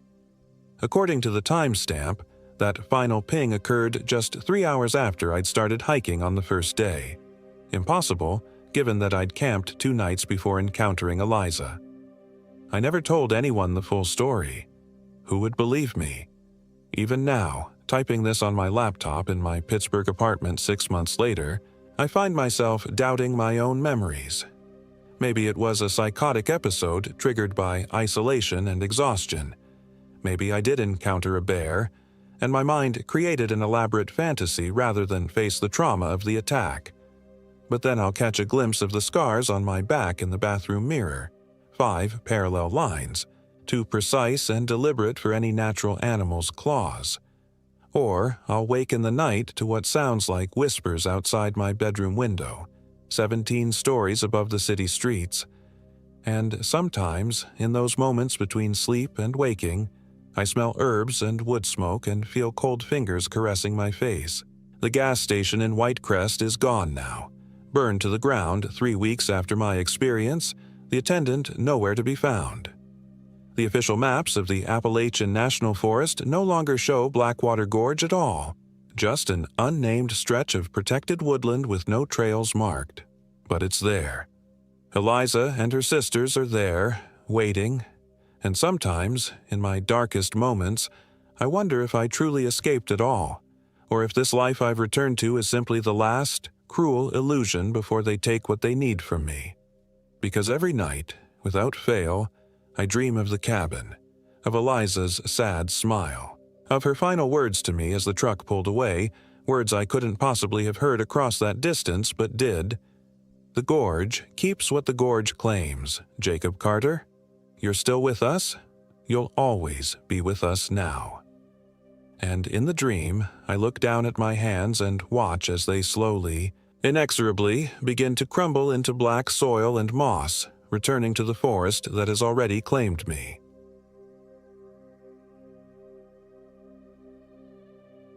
My name is Emily Hall, and I am 29 years old. This happened in the most remote part of the Appalachian Mountains, a place locals call Black Hollow, near the border of West Virginia and Virginia. I never believed in the supernatural before this trip. Now I'm not sure what to believe anymore. When my 2 closest friends, Samantha and Melissa, suggested a week-long hiking expedition to disconnect and recharge, I thought it was exactly what I needed.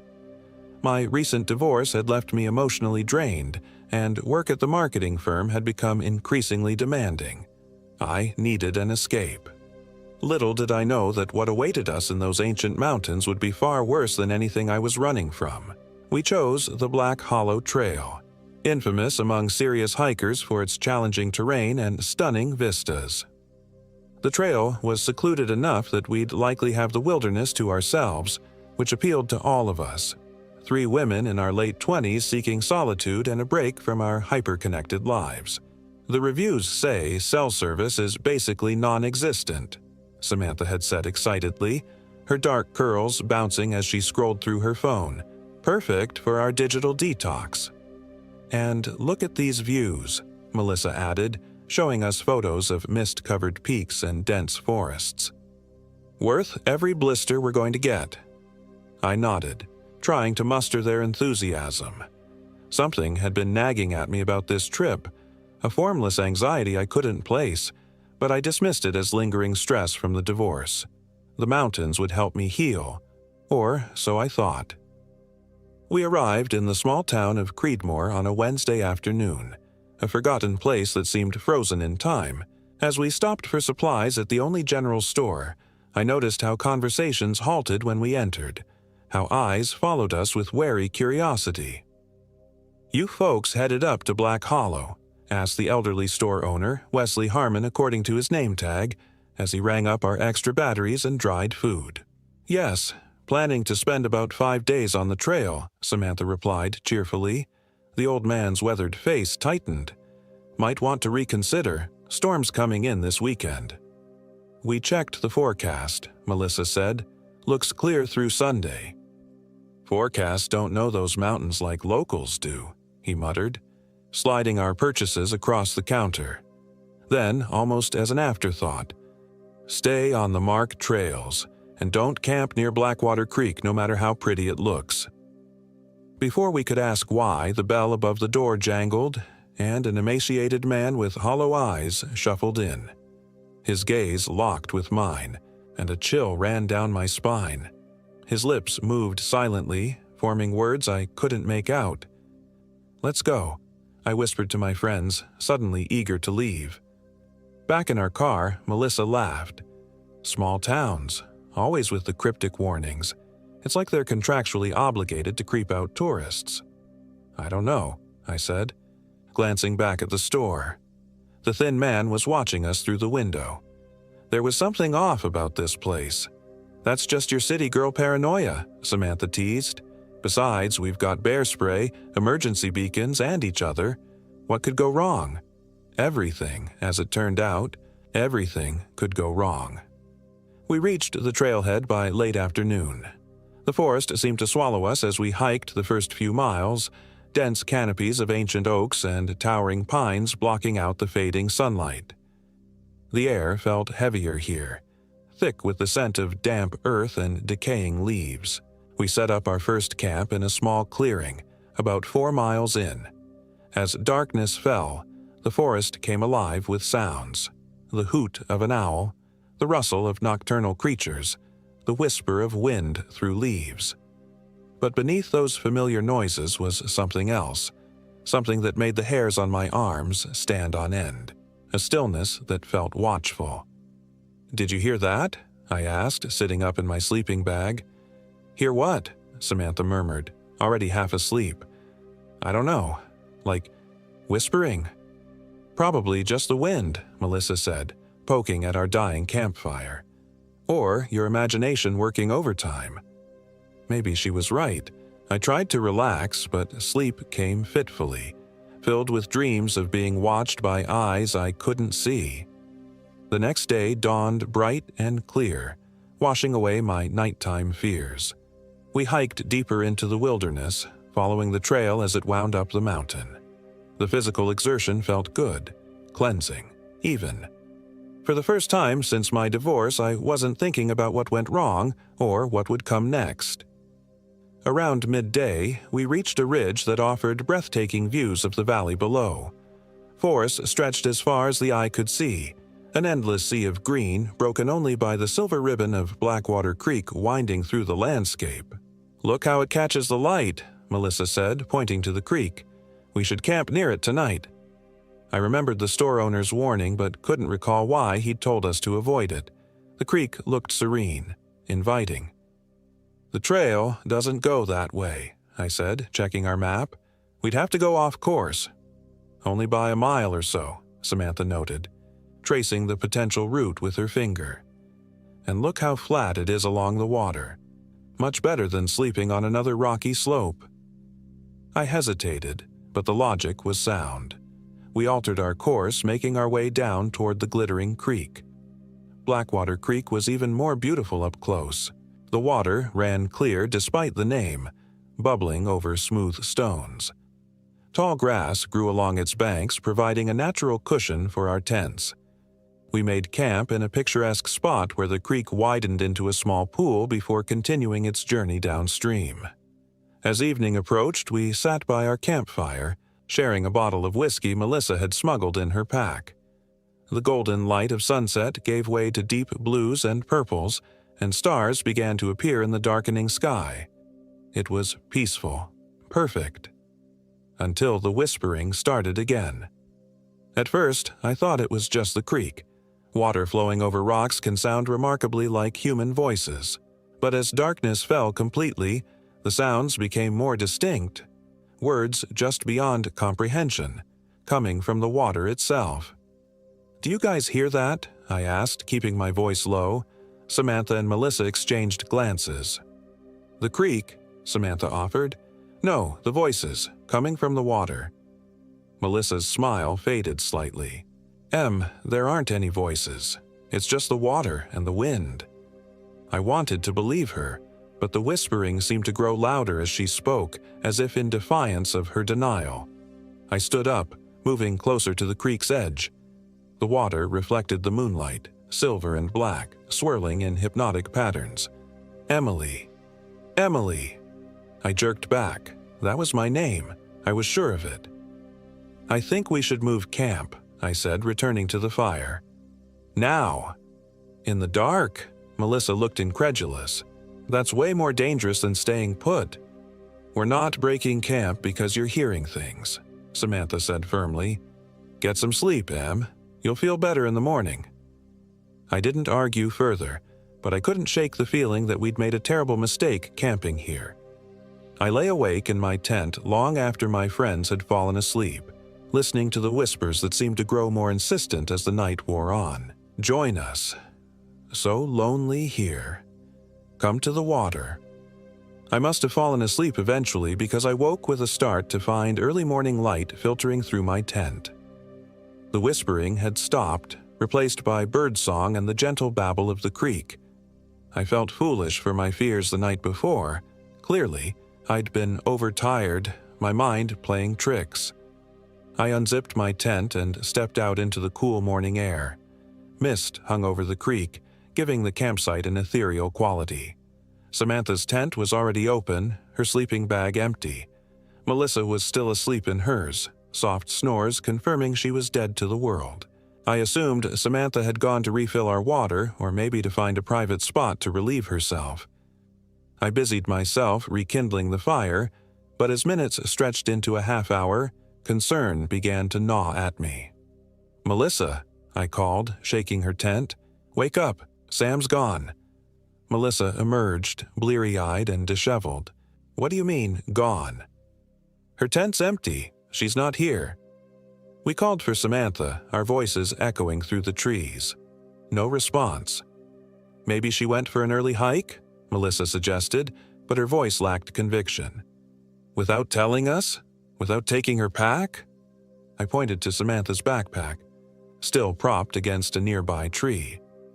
We searched the immediate area, finding nothing but a single hiking boot near the creek's edge. Samantha's. "We need to get help," I said, fear knotting my stomach. "The nearest ranger station is a day's hike back," Melissa reminded me, "and our emergency beacon is in Sam's pack." We stood by the creek, indecision paralyzing us. That's when I noticed the water had changed. No longer clear, it now ran darker, with an oily sheen on its surface. And was it higher than it had been last night? The spot where we'd filled our water bottles was now submerged. "The creek's rising," I said. "We need to move our camp." As we packed up, I couldn't help but notice other changes. The birdsong had stopped.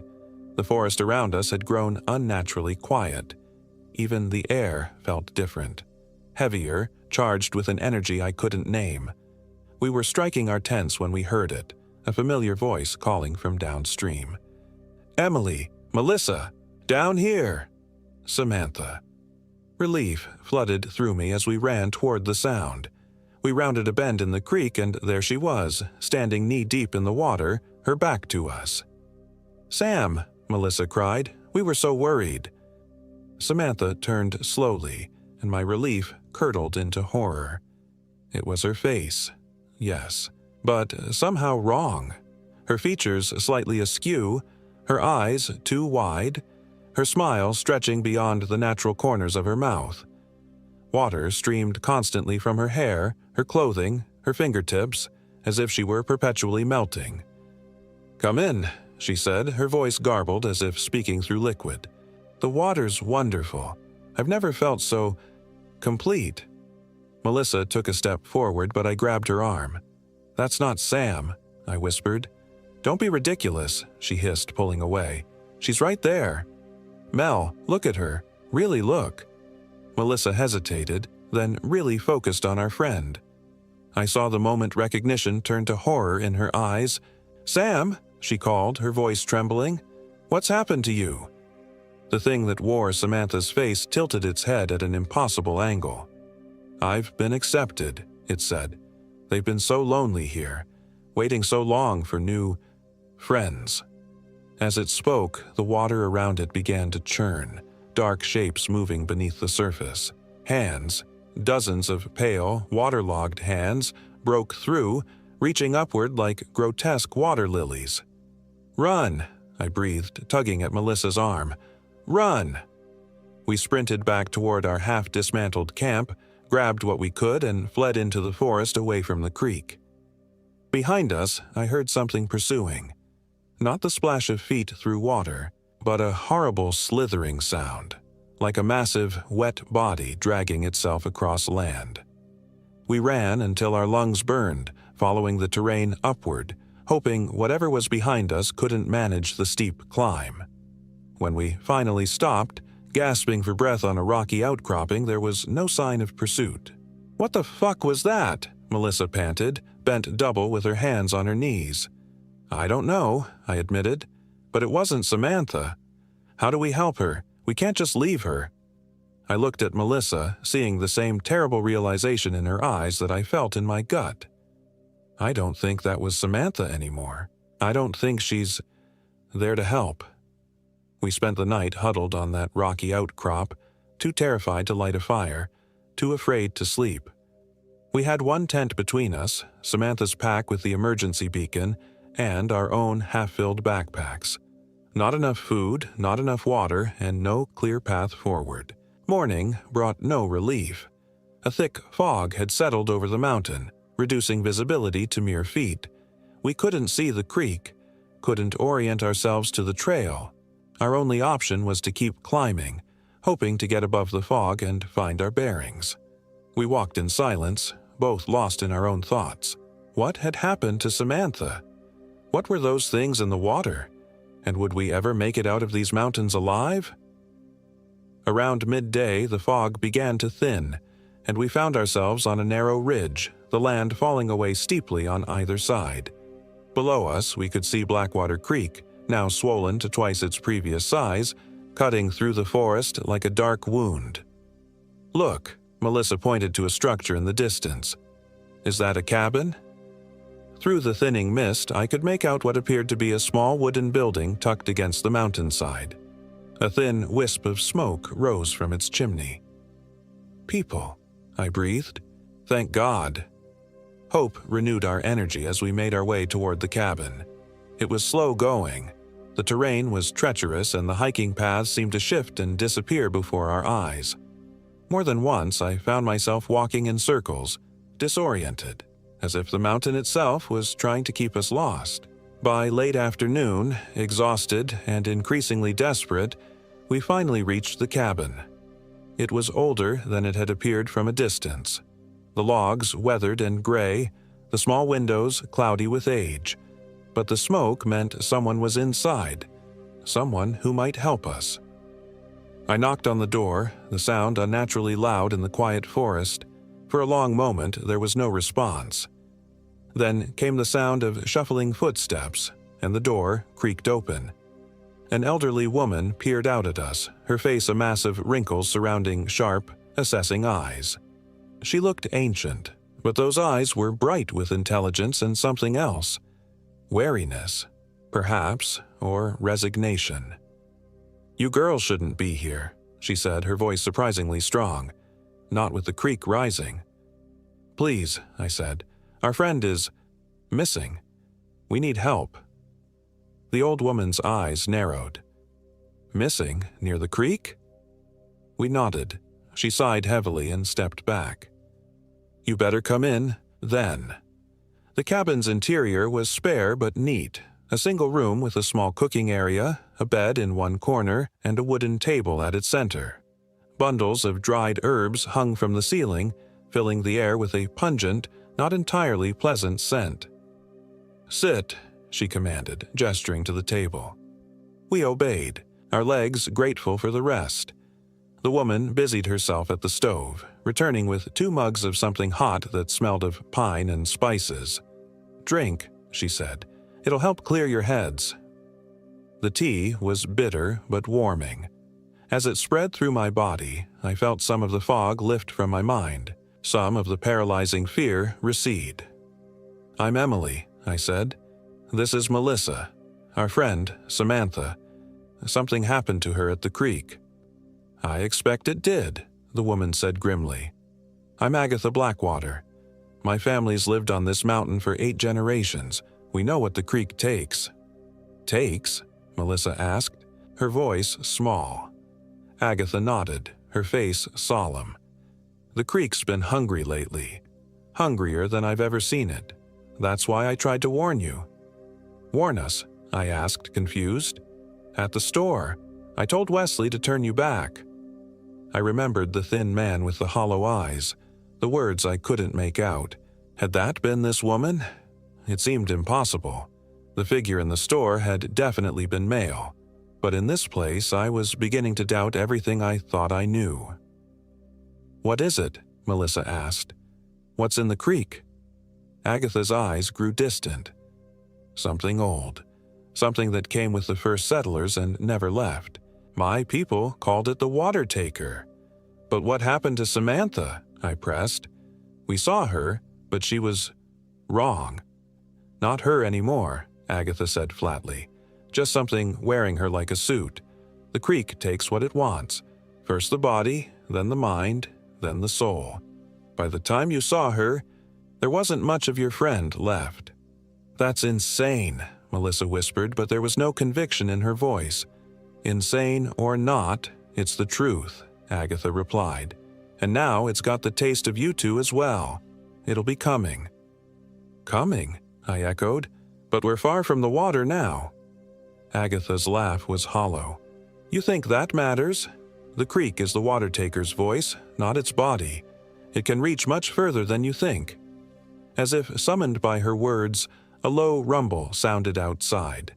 The cabin trembled slightly, cups rattling on their hooks. "What was that?" Melissa asked, eyes wide. Agatha moved to the window, peering out. "The creek's flooding. Hasn't done that in years." She turned back to us, her expression grave. "It's coming for you." "How do we stop it?" I asked, fighting to keep my voice steady. "You don't," she said simply. "The best you can hope for is to escape it, to get off this mountain before it finds you." "And Samantha?" Melissa asked. Agatha's silence was answer enough. The rumbling grew louder. Through the window, I could see the trees bending in a wind that hadn't been there moments before. Dark clouds gathered overhead, unnaturally fast. "It's starting a storm," Agatha muttered, using the rain to extend its reach. She moved quickly around the cabin, gathering items: a jar of salt, bundles of herbs, a knife with strange markings on its handle. "Take these," she said, pressing them into my hands. "Salt forms a barrier it can't easily cross. The herbs will mask your scent from it. And the knife—" She hesitated. "The knife won't kill it, but it might slow whatever it sends after you." "What about you?" I asked. Agatha's smile was thin. "I've lived with it my whole life. We have an understanding, the water taker and I. So long as I stay here, tend to my cabin, it leaves me be. But I can't protect you, not from this." She looked out the window again, her expression hardening. "You need to go. Now. Head east, away from the creek. Don't stop until you're off this mountain." We didn't waste time arguing. Gathering our meager supplies and Agatha's gifts, we stepped out into the gathering storm. The wind hit us immediately, so strong it nearly knocked us off our feet. "Go!" Agatha shouted from the doorway. "And whatever you do, don't trust your eyes." We ran, fighting against the wind as the first heavy drops of rain began to fall. The forest had transformed into a nightmarish obstacle course, branches whipping at our faces, roots reaching up to trip us, the very ground seeming to shift beneath our feet. "Which way is east?" Melissa yelled over the howling wind. I pulled out my compass, but the needle spun wildly, refusing to settle. "I don't know, just away from the creek." We chose a direction and ran, the storm intensifying with every step. Rain lashed at us, so heavy it was like running through a waterfall. Lightning split the sky, followed immediately by deafening thunder. And then I saw it, a figure through the trees, moving parallel to us. A flash of lightning illuminated it briefly. Samantha, or what had once been Samantha, her movements jerky and unnatural, her head turning too far as she tracked our progress. "Faster!" I screamed to Melissa. We ran blindly now, terror giving us speed. The forest grew denser, the trees pressing in on all sides. Several times I lost sight of Melissa in the downpour, only to find her again moments later, her face a mask of determination and fear. The ground began to slope upward sharply. We were climbing again, muscles burning, lungs heaving, but the higher we went, the further we'd be from the creek, from the water taker. Lightning struck a tree just ahead of us, splitting it down the middle. As we skirted around the smoldering trunk, I heard Melissa cry out. Turning, I saw she'd fallen, her leg caught in a tangle of roots that seemed to be tightening around her ankle. I rushed back, using Agatha's knife to hack at the roots. They severed with surprising ease, oozing a dark, blood-like sap. "Can you walk?" I asked, helping Melissa to her feet. She tested her weight and winced. "I think it's just twisted. I can keep going." But she was slowing us down, each step clearly painful. And behind us, closing the distance, came that slithering sound again, wet bodies dragging themselves across the forest floor. We crested a ridge, the ground leveling out momentarily. Through the curtain of rain, I could make out a structure ahead, larger than Agatha's cabin, made of stone rather than wood. "There," I pointed. "If we can reach that, maybe we can hold out until the storm passes." Melissa nodded grimly, limping forward with renewed determination. As we drew closer, I could see it was an old fire tower, a stone base with a metal observation deck at the top. Abandoned from the look of it, but solid, defensible. We were 20 feet from the tower when Melissa screamed. I turned to see her lifted off her feet, something wrapped around her waist, a tendril of water, impossibly reaching up from the soaked ground, solid enough to hold her aloft. I didn't think. I slashed at it with Agatha's knife, and the water tendril burst, splashing to the ground as ordinary water. Melissa fell heavily, but scrambled immediately to her feet. "Go!" she shouted, pushing me toward the tower. We burst through the rusted door, slamming it behind us. The tower's interior was cold and damp, dust and cobwebs coating every surface. A metal staircase wound upward to the observation deck. "Upstairs," I said. "We'll have a better view of what's coming." We climbed, Melissa gritting her teeth against the pain in her ankle. The observation deck was enclosed in windows on all sides, many broken, but it still offered some protection from the elements. Through the rain-streaked glass, we could see the storm was centered directly over us. A perfect circle of black clouds, rotating slowly like the eye of a hurricane. And moving through the trees toward the tower were shapes, human-like but wrong, their movements fluid and boneless. "They're coming," Melissa whispered. I pulled out the salt Agatha had given us, creating a circle around the perimeter of the room. "Get in," I told Melissa, who didn't need to be asked twice. The first of the creatures reached the tower just as I completed the circle. Through the broken window, I could see it clearly, a thing of water and mud shaped vaguely like a person, with holes where eyes should be and a gash-like mouth. Behind it came others, a dozen or more, surrounding the tower. And among them, in the lead, was the thing that had been Samantha, more decayed than before, her body moving like a puppet with half its strings cut. "Emily," it called in a voice that was both Samantha's and not. "Emily, we miss you. Come join us." "Don't listen," Melissa warned, clutching my arm. "Remember what Agatha said. Don't trust your eyes." The creatures began to climb the tower, oozing through cracks in the stone, rising toward us like a slow, inexorable tide. We watched in horror as they reached the observation deck, pressing against the windows, searching for a way in. The thing that had been Samantha found a broken pane and thrust an arm through, the limb elongating impossibly, reaching for us. But it stopped at the salt line, unable to cross. "It's working," I breathed. "For now," Melissa said, eyeing the rain that blew in through the broken windows. "But if the salt gets wet—" She didn't need to finish the thought.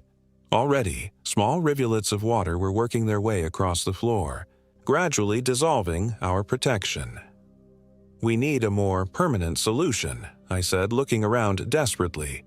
The observation deck was largely empty, save for an old metal desk bolted to the floor and the remains of what might have been communications equipment. Nothing useful, nothing we could use as a weapon. Except fire, I said suddenly. "They're made of water. Maybe fire would hurt them." Melissa's eyes widened. "The whiskey. From my pack." She rummaged through her bag, producing the half-empty bottle. I tore strips from my shirt, creating makeshift wicks that we stuffed into the bottle. If we set this place on fire, we could burn too, Melissa pointed out. I looked at the water creatures, now pushing harder against our failing barrier. At Samantha, her face melting and reforming continuously, her eyes, if you could call them that, fixed hungrily on us. Better than whatever they'll do to us, I said grimly. I didn't have matches, but I did have a lighter. A small comfort in the wilderness, something I'd brought along almost unconsciously. Small blessings. We positioned ourselves near the staircase, ready to flee downstairs if necessary. The salt line was breaking in several places now, water creatures pushing eagerly through the gaps. "Now!" I shouted, lighting the makeshift Molotov cocktail and hurling it at the largest cluster of creatures. The bottle shattered, whiskey igniting in a brilliant blue flame. The effect on the water creatures was immediate and horrifying. They didn't burn so much as boil, their watery bodies bubbling and steaming, their silent screams felt rather than heard as a pressure in our ears.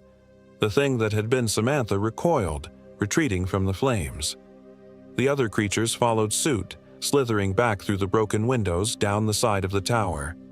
"It's working!" Melissa cried. "They're retreating!" But our victory was short-lived. The fire spread quickly, consuming the dry, rotted wood of the tower's interior. Smoke filled the observation deck, thick and choking. "We need to get out," I coughed, pulling Melissa toward the stairs. We descended in a rush, the metal steps hot beneath our hands. The tower was becoming an inferno, the ancient wood feeding the flames hungrily. When we reached the bottom, I hesitated, hand on the door. Were the water creatures waiting outside? Had we merely traded one death for another? A section of the roof collapsed above us, sending a shower of burning debris onto the stairs we'd just descended. "No choice," Melissa said, reading my thoughts. "We have to go." I nodded, pushed open the door, and we ran out into the storm. The rain had lessened somewhat, though the sky remained dark. There was no sign of the water creatures, but I didn't trust their absence. They could be anywhere, in the puddles at our feet, in the drops of rain still falling, in the mist that clung to the trees. Behind us, the fire tower was fully engulfed, flames shooting from every window despite the rain. It stood like a beacon in the darkness, marking our position to anything that might be hunting us. "Which way?" Melissa asked, limping beside me. I glanced at the sky, trying to orient myself. East, away from the creek. We set off downhill, moving as quickly as Melissa's injury would allow. The forest was quieter now, the storm's fury spent, but that only made it easier to hear the sounds behind us. The splash of something moving through puddles, the wet slap of something dragging itself across the ground. "They're following," I whispered. Melissa didn't waste breath responding. She pushed forward, gritting her teeth against the pain in her ankle. We had been walking for perhaps an hour when the trees began to thin. Ahead, I could make out what looked like a road, narrow and unpaved, but definitely human-made. "Almost there," I encouraged Melissa, who was now leaning heavily on me. The sounds behind us grew louder, more urgent. Looking back, I saw shapes moving through the underbrush. Not just one or two, but dozens, converging on our position. "Run!" I urged, practically dragging Melissa now. We broke through the tree line onto the road just as the first of the water creatures emerged from the forest. In the faint moonlight now breaking through the clouds, they looked even more horrific. Vaguely human-shaped collections of mud and water, their movements jerky and wrong, and at their center, still leading them, was what remained of Samantha. She was barely recognizable now.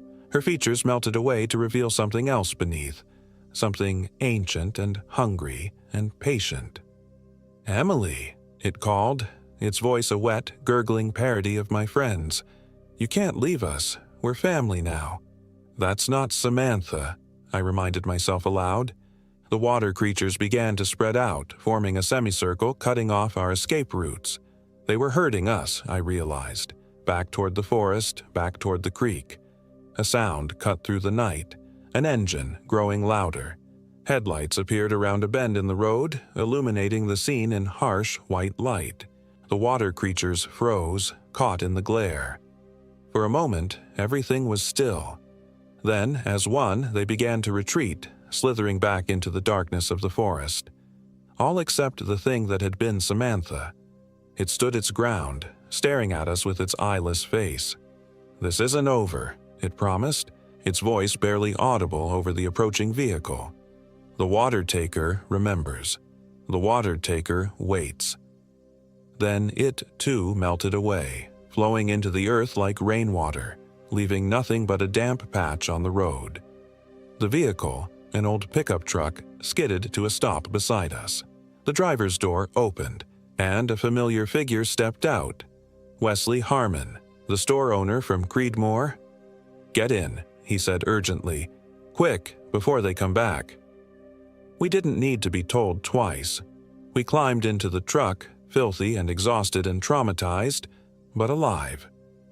As Wesley sped away, I looked back at the dark mass of the forest behind us. For a moment, I thought I saw a figure standing at the forest's edge, tall and inhumanly thin, made entirely of water that reflected the moonlight like polished glass. Then the truck rounded a bend and the forest was lost from view. "Agatha called me," Wesley explained as he drove. "Said you two were in trouble. Said the water taker was hunting again." "You believe in it?" Melissa asked weakly from beside me. Wesley's eyes met mine in the rearview mirror. "Around here, it ain't about believing. It's about respecting what you don't understand." I nodded, too exhausted to speak. We had escaped, but at what cost? Samantha was gone, taken by something I still couldn't fully comprehend, and part of me wondered if we had truly escaped at all, or if the water taker had simply let us go for now, confident in its patience, in the eternity it had to wait. When we reached Creedmoor, Wesley took us to the local clinic, a small building staffed by a single nurse practitioner who asked no questions about our injuries or our missing friend. It was as if the entire town knew what haunted their mountains and had made their peace with its hunger long ago. We reported Samantha missing to the authorities, of course. They searched the area around Blackwater Creek for days, finding nothing. Eventually, they concluded she had simply fallen into the creek and drowned, her body carried away by the current. A tragic hiking accident. Melissa and I knew better, but who would believe the truth? Who would accept that something ancient and hungry lived in those mountains, wearing human faces like masks, collecting souls like trophies? We returned to our normal lives, our normal routines. But normality is a fragile thing, easily shattered. At night, I still hear the whispers, the voice of the water taker calling to me from every faucet, every puddle, every raindrop that streaks my window. "Emily, Emily, we're waiting for you." And sometimes when it rains, I see her watching me from across the street, from behind trees, from the reflections in store windows. Samantha, but not Samantha. Waiting, patient, eternal. I avoid the mountains now. I avoid water when I can. But deep down, I know it doesn't matter. The water taker found me once. It marked me. And sooner or later it will come for me again. When that happens, I only hope I'm strong enough to resist its call. Because I've seen what lies beneath Blackwater Creek, in the depths of those dark waters, and it is nothing human minds were meant to comprehend. 3 months have passed since our escape from the Appalachian Mountains. Melissa moved across the country, to Arizona, a desert state where water is scarce and precious, a place where an ancient water entity might have less power. We still talk weekly, but never about what happened. Some horrors are too great to revisit, even in conversation. I stayed in my apartment in Pittsburgh, unable to uproot my life completely, but I've changed in countless small ways. I take showers instead of baths now. I avoid swimming pools, lakes, even heavy rain. I keep salt in every room of my house, not for cooking, but for protection. Most people would say I'm traumatized, suffering from delusions brought on by the loss of my friend. That's what the therapist I briefly saw suggested, before I stopped going. How could I explain that every time it rains I see faces in the puddles? That sometimes my shower water runs black for just a moment before clearing again? That, occasionally, when I'm alone, I hear Samantha's voice calling from my kitchen sink. Last week, I received a package. No return address, just my name scrawled in shaky handwriting I didn't recognize. Inside was a small leather pouch filled with dried herbs that smelled of pine and something else, something bitter. And a note. Just 3 words. It's still coming. I recognized the herbs, the same mixture Agatha had given us that night in her cabin. A warning, or perhaps a final act of kindness from an old woman who understood the water taker better than anyone. 2 days ago, my phone rang at 3 a.m. The caller ID showed Samantha's name, a number that should have been disconnected months ago. I let it go to voicemail. The message was nothing but the sound of running water and, beneath it, whispers I couldn't quite make out. I'm writing this all down now because I need someone to know the truth. The water taker is real. It lives in the Appalachian Mountains, in a place called Black Hollow. It wears the faces of those it takes, uses their voices to lure others, collects souls like precious stones, and I don't think I'm going to escape it much longer. This morning, I woke to find wet footprints leading from my bathroom to my bed. Small, delicate prints that could only belong to a woman. Samantha's size. Tonight, it's raining again. Heavy drops pounding against my windows like fingers demanding entry. The water in my bathroom tap has turned black, and I can hear it whispering my name even though I've shut it off at the main valve. I've called Melissa, but there's no answer. I've salted my doors and windows, clutched Agatha's herbs until my palms are stained green with their oils, but I know it won't be enough. The water taker is patient, eternal. It has found me, just as I always feared it would. If you're reading this, please, stay away from Black Hollow. Stay away from Blackwater Creek. And if you ever hear whispering coming from still water, run. Run as far and as fast as you can. Because once the water taker knows your name, it never, ever forgets. I hear the bathroom door creaking open now, though I barricaded it shut hours ago. There's a sound, that terrible wet slithering I remember from the mountains. And a voice. Samantha's voice, but wrong. Distorted, as if speaking through liquid. Emily, I've missed you. It's time to come home. I won't go easily. I have Agatha's knife, though I don't know if it will be enough. I have my will, my determination to remain myself, to not become what Samantha became. But the whispering is so loud now, so persuasive, so familiar. Part of me wants to answer its call, to stop fighting, to let the water take me, to join Samantha in whatever dark eternity awaits beneath Blackwater Creek. But another part, the part that is still Emily Hall, the part that survived those terrible days in the mountains, that part will fight until the end. The knob on my bedroom door is turning now. Water is seeping underneath, black and oily and wrong. I don't have much time left. Remember my story.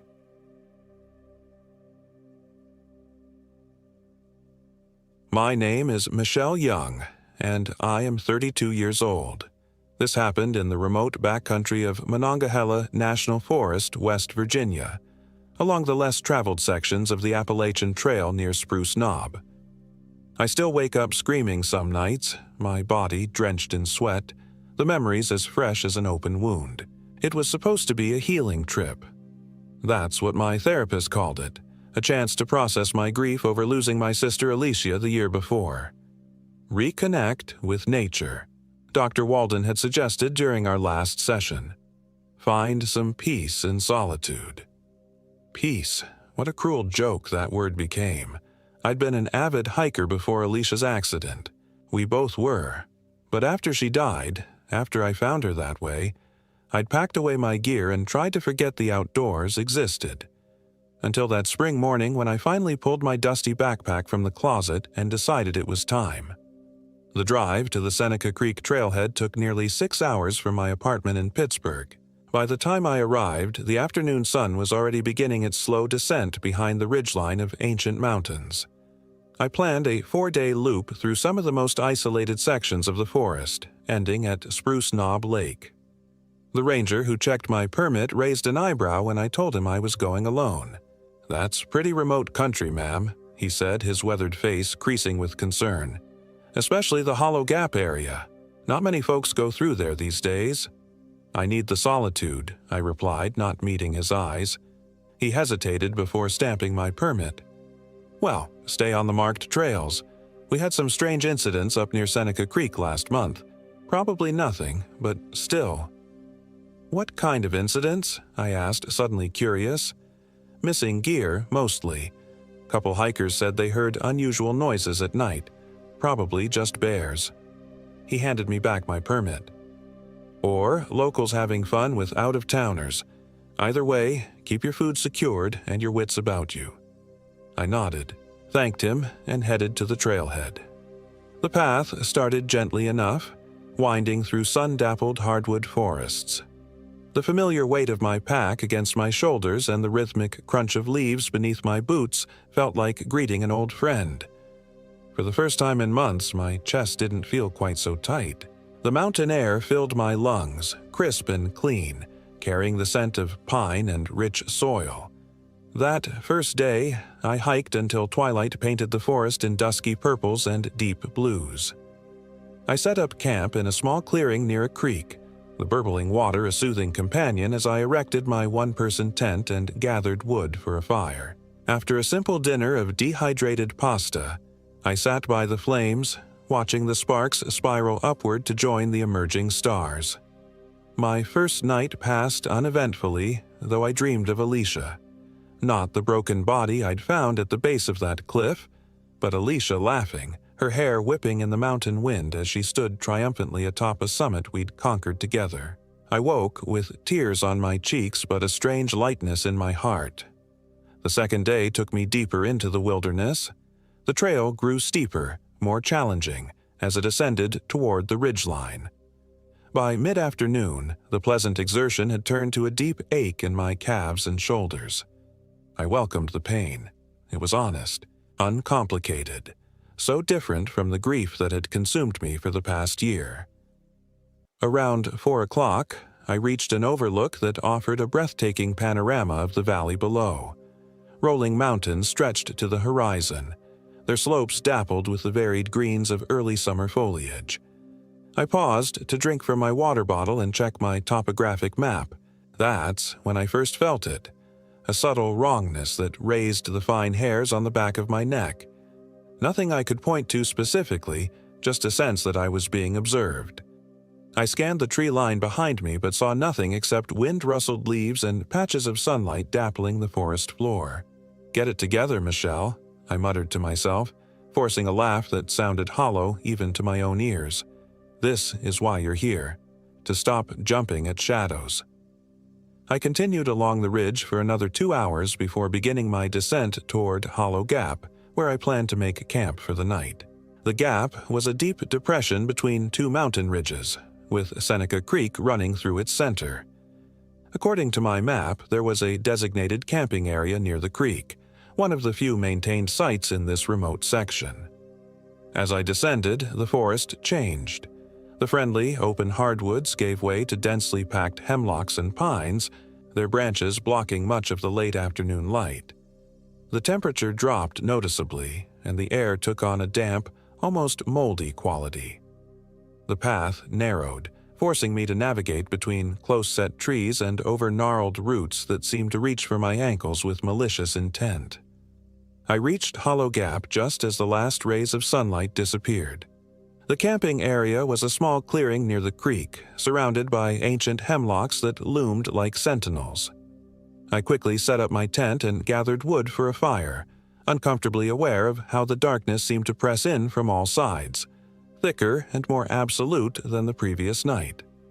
The fire refused to catch properly. The wood, though it appeared dry, smoldered rather than burned, producing more smoke than flame. The smoke had an acrid, unpleasant odor that reminded me vaguely of rotting meat. I persisted, using precious pages from my notebook as additional kindling, and eventually managed a modest blaze. As I heated water for my freeze-dried beef stew, I couldn't shake the feeling that the forest around me had fallen unnaturally silent. No insect chirps, no rustle of nocturnal creatures, not even the sound of wind in the trees. Only the creek provided any noise, its gurgling somehow more ominous than soothing in the oppressive quiet. I ate quickly, my appetite diminished, and secured my food bag in a tree well away from my tent. By the time I crawled into my sleeping bag, exhaustion had temporarily overcome my unease, and I fell into a fitful sleep. The dream began pleasantly enough. Alicia and I were hiking together on a sunny day, the trail ahead clear and inviting. But gradually the sky darkened, and the trail beneath our feet began to change, the dirt transforming to a soft, yielding substance that clutched at our boots. Alicia walked ahead, and suddenly the distance between us stretched impossibly. "Wait!" I called, but my voice made no sound. Alicia turned, her face initially familiar and beloved, but as she smiled, her features began to shift, becoming something wrong. Her eyes sank deeper into their sockets, her smile stretched too wide, revealing teeth that lengthened into pointed fangs before my eyes. "You left me," said the thing that was no longer my sister, its voice a rasping whisper that seemed to come from all around me. "You left me alone in the dark, Michelle." I woke with a strangled scream caught in my throat, my body drenched in cold sweat. The interior of my tent was pitch black. My watch told me it was 3:17 a.m., the darkest part of the night. Outside, the fire had died completely. As my breathing slowed, I became aware of a sound from beyond the thin nylon walls of my tent. Something moving. Not the clumsy crashing of a bear or deer, but a deliberate, stealthy movement. Soft footfalls circling my tent, pausing occasionally before continuing their measured circuit. I lay frozen in my sleeping bag, straining my eyes against the darkness. The footsteps completed their circle and paused directly outside the entrance to my tent. I could hear breathing, wet, labored breaths that reminded me of my grandfather in his final days, when pneumonia filled his lungs with fluid. "Hello?" I whispered, immediately regretting breaking the silence. The breathing stopped abruptly. 5 heartbeats of absolute silence followed. Then a scratching sound against the tent fabric, light at first, then more insistent. Not the random scrape of a branch, but deliberate, almost curious, like fingers exploring the barrier that separated us. I fumbled for my headlamp, my fingers trembling so badly I nearly dropped it. As I switched it on, the scratching ceased. I directed the beam toward the tent wall where the sound had come from, half expecting, half fearing, to see the silhouette of whatever stood outside. Nothing. No shadow, no movement. Just the green nylon illuminated by my light. I waited, barely breathing, for what felt like hours but was probably only minutes. Nothing moved outside. Eventually, exhaustion overrode my fear, and I drifted into an uneasy doze, the headlamp still clutched in my hand. Morning arrived with a heavy mist that clung to the trees and ground, reducing visibility to mere yards. I emerged from my tent cautiously, scanning the campsite for signs of my nocturnal visitor. The ground around my tent revealed nothing. No footprints, no disturbance of any kind in the carpet of pine needles and fallen leaves. Just a nightmare, I told myself, not believing it for a second. Or maybe an animal. I forced myself to go through the motions of my morning routine, filtering water from the creek, preparing instant oatmeal, packing up my gear. As I dismantled my tent, I noticed something that made my stomach clench. 3 parallel scratches in the nylon near the entrance. Too precise to be accidental, too uniform to be caused by a branch or animal claw. I traced them with my finger, feeling the smooth edges where the fabric had been sliced rather than torn. They weren't deep enough to compromise the tent's integrity. It was almost as if whatever had made them had been testing the material. learning its properties. I should have turned back then, should have hiked out the way I came and never looked back. But some combination of stubborn pride and the belief that I was overreacting pushed me to continue my planned route. I was heading toward more popular trails anyway. By nightfall, I'd be at a well-used camping area where other hikers would provide safety in numbers. The day's hike took me along Seneca Creek, following its winding course through Hollow Gap. The fog persisted, transforming the forest into a ghostly labyrinth where trees appeared suddenly out of the mist and familiar landmarks vanished once past. The moisture in the air dampened every sound, creating a cocoon of silence broken only by my own movements and the occasional drip of condensation from leaf to ground. By mid-morning, I realized something was wrong with my navigation. According to my map, I should have reached a fork in the trail where Seneca Creek met a smaller tributary. But hours of hiking had revealed no such landmark, and the creek itself seemed to be flowing in the wrong direction, uphill rather than down, defying both gravity and logic. I stopped to consult my compass, only to find the needle spinning lazily, unable to settle on a direction. My phone had no service, as expected in these remote mountains, but its GPS function should still have worked. Instead, the blue dot that represented my location jumped erratically across the screen, sometimes placing me miles from where I knew I must be. Panic fluttered in my chest. I took a deep breath, forcing myself to think rationally. The fog was disorienting me, that's all. The creek would lead me out of the gap eventually. I just needed to follow it downstream. But which way was downstream? The water seemed to move sluggishly, offering no clear indication of its direction. I dropped a leaf onto the surface and watched it drift, not with the current, but in a small, aimless circle before sinking below the surface. As I stood there trying to make sense of what I was seeing, I became aware of a foul odor seeping into the air around me. It reminded me of the smoke from my reluctant fire the night before, but stronger, more putrid, the unmistakable stench of decay. It seemed to be coming from upstream, or what I thought was upstream. Against my better judgment, I decided to investigate. The smell grew stronger as I followed the creek, becoming so intense that I covered my nose and mouth with my bandana. The fog thinned slightly, allowing me to see perhaps 20 feet ahead. The creek widened into a small pool, its water no longer clear but tinted a sickly brown. At the center of the pool, something broke the surface, a dark shape that I initially took for a partially submerged log. But as I drew closer, the shape resolved itself into something else entirely. It was a deer, or what remained of one. The animal's body was bloated with decomposition, its hide sloughing away in places to reveal blackened flesh beneath. But what turned my blood to ice was the realization that the deer was not simply dead, but wrong. Its limbs were bent at impossible angles, additional joints having formed where none should exist. Its neck twisted nearly 180 degrees, allowing the head to face directly backward, and the antlers, even in my state of shock, I knew that white-tailed deer in this region didn't grow antlers like these, spiraling and curved like corkscrews, their tips sharpened to needle points. Most disturbing of all were the deer's eyes, still intact despite the advanced decomposition of the rest of the body. They were open wide, and as I stared in horrified fascination, I could have sworn they tracked my movement. I stumbled backward, nearly losing my footing on the slick bank. As I regained my balance, my boot dislodged something from the mud, a small metallic object that glinted dully in the diffused light. I bent to examine it, grateful for any distraction from the monstrosity in the pool. It was a camera, a high-end digital model caked with dried mud but otherwise intact.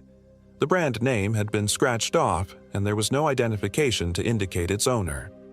I turned it over in my hands, surprised when the power button responded to my touch, the screen flickering to life. The most recent photos had been taken approximately 2 weeks earlier, according to the timestamps.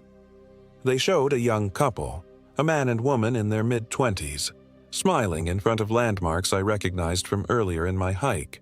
Jackson Taylor and Megan Walsh, according to the GPS tags on their photos. Typical hiking selfies at first, arms around each other's shoulders, making peace signs, mugging for the camera against scenic backdrops. Then the photos changed. The timestamps showed a progression over 3 days, the couple's journey taking them to the same area where I now stood. Their expressions in later photos showed increasing concern, their smiles becoming forced, then disappearing altogether. The final day's images captured their campsite, the same spot I'd used the previous night. The last photo made my breath catch. Taken at night, illuminated only by flash, it showed their tent from the outside, and standing beside it, partially caught by the light, was a figure. Humanoid, but wrong in all the ways the deer had been wrong. Limbs too long, joints too numerous, body unnaturally thin. Its face was turned toward the camera, but where features should have been, there was only a blank expanse of grayish skin, smooth and featureless except for a horizontal seam where a mouth might be. I dropped the camera as if it had burned me, my heart hammering against my ribs. Looking back at the pool, I saw that the deer's body was gone, leaving not even a ripple to mark where it had been. The water flowed normally now, clearly revealing which way was downstream. I ran. Dignity and caution abandoned, I simply ran, following the creek away from that accursed pool. The fog seemed to part before me, no longer the disorienting soup it had been minutes before. My pack bounced painfully against my back, but I didn't slow down until my lungs burned and my legs threatened to buckle. When I finally stopped, bracing myself against a tree trunk as I gasped for air, I knew with chilling certainty that I was not alone. The forest had fallen silent again, that same unnatural hush I'd noticed the night before. And somewhere behind me, something moved with deliberate purpose.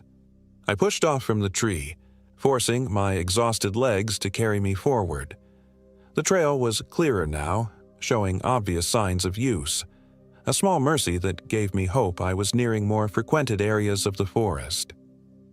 The creek paralleled my path, its gentle gurgling the only sound besides my labored breathing and the crunch of my boots. The afternoon wore on, the fog gradually burning away to reveal a sky of unblemished blue. Under different circumstances, it would have been a perfect day for hiking. Now, the returning bird songs and normal forest sounds only heightened my sense of unreality, making the morning's experiences seem like a bad dream. By late afternoon, I reached a trail junction marked with the first signpost I'd seen since entering Hollow Gap. The weathered wooden sign pointed left toward Spruce Knob Lake, my original destination, and right toward the ranger station, a slightly shorter route that would take me back to civilization more quickly. I turned right without hesitation. The trail widened as it descended, showing signs of recent maintenance. I passed 2 day hikers heading in the opposite direction, an elderly couple who nodded pleasantly as we crossed paths. I nearly wept at this simple human contact, this confirmation that the normal world still existed. "Camping up at the lake?" the man asked conversationally. "No," I managed, my voice surprisingly steady. "Headed back to the ranger station." "Probably wise," his wife commented. "Storm coming in tonight according to the forecast. Supposed to be a bad one."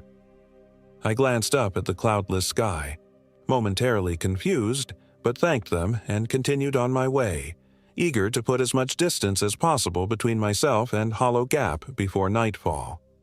The sun was low on the horizon when I spotted a wooden shelter set back from the trail, one of the 3-sided Adirondack structures common along the Appalachian Trail, providing refuge for hikers caught in inclement weather. According to my map, the ranger station was still 6 miles away, too far to reach before dark. The shelter would have to do. It was unoccupied but showed signs of recent use, a partially burned log in the fire pit, some discarded food wrappers stuffed carelessly into a corner. I swept these out and set about making the space as secure as I could, though the open front of the shelter made true security impossible. As darkness fell, the weather deteriorated rapidly. Perhaps the elderly couple's forecast had been accurate after all. Clouds rolled in from the west, obliterating the stars and bringing with them a bitter wind that moaned through the trees. I built a fire in the stone pit before the shelter, grateful when this one caught easily and burned with a clean, bright flame. Despite my exhaustion, I was reluctant to sleep. Every time my eyes drifted closed, images from the day flashed across my mind: the wrongly jointed deer, the faceless figure in the photograph. I fed twigs into the fire and waited for the storm to break. It began with lightning, brilliant forks that illuminated the forest in stark relief, followed seconds later by thunder that seemed to shake the very ground. The rain, when it came, fell in sheets, hissing as it struck the fire and sending plumes of steam into the air. I retreated deeper into the shelter, wrapping my sleeping bag around my shoulders as the temperature plummeted. The fire sputtered, fought briefly against the downpour, then died, plunging the area before the shelter into darkness broken only by lightning flashes. Between thunderclaps, in those moments of relative quiet filled only by the steady drumming of rain, I heard it, the sound of movement on the trail, not the random pattering of raindrops or wind-tossed branches, but the deliberate placement of feet. Someone, or something, was approaching the shelter. I fumbled for my headlamp, but before I could find it, lightning split the sky again, illuminating the trail before the shelter in harsh white light. A figure stood there, motionless in the deluge. A man, tall and gaunt, his clothes plastered against his thin frame by the rain. "Hello?" I called out, relief washing over me. Another hiker, caught in the storm. "There's room in here if you need shelter." The figure didn't respond or move. As the thunder faded, I called out again, louder this time. Still nothing. Then, slowly, the figure took a single step forward, entering the periphery of what little light spilled from my shelter. It was a man, or had been once. His face was sunken, cheeks hollow beneath a scruff of beard, eyes deep-set and shadowed. He wore standard hiking gear, though the clothes hung from his frame as if they belonged to someone much larger. But what struck me most was his stillness. Even as rain plastered his dark hair to his skull and ran in rivulets down his face, he barely seemed to blink. "Are you okay?" I asked, instinctively shrinking back toward the rear wall of the shelter. "Do you need help?" When he finally spoke, his voice was a dry rasp that somehow carried over the storm's fury. "Are you Michelle Young?" Ice water seemed to replace the blood in my veins. I hadn't told anyone on the trail my full name. "How do you know my name?" I demanded, fear making my voice sharper than intended. "I've been looking for you." He took another step forward, now fully within the meager light cast by my lantern. His movements were wrong, jerky and uncoordinated, as if he were a puppet operated by an inexperienced handler. "Jackson sent me." The name struck me like a physical blow. Jackson, the man from the camera photos, the hiker who had disappeared. "That's not possible," I whispered. A smile spread across the man's face, too wide, stretching his cracked lips to the point of bleeding.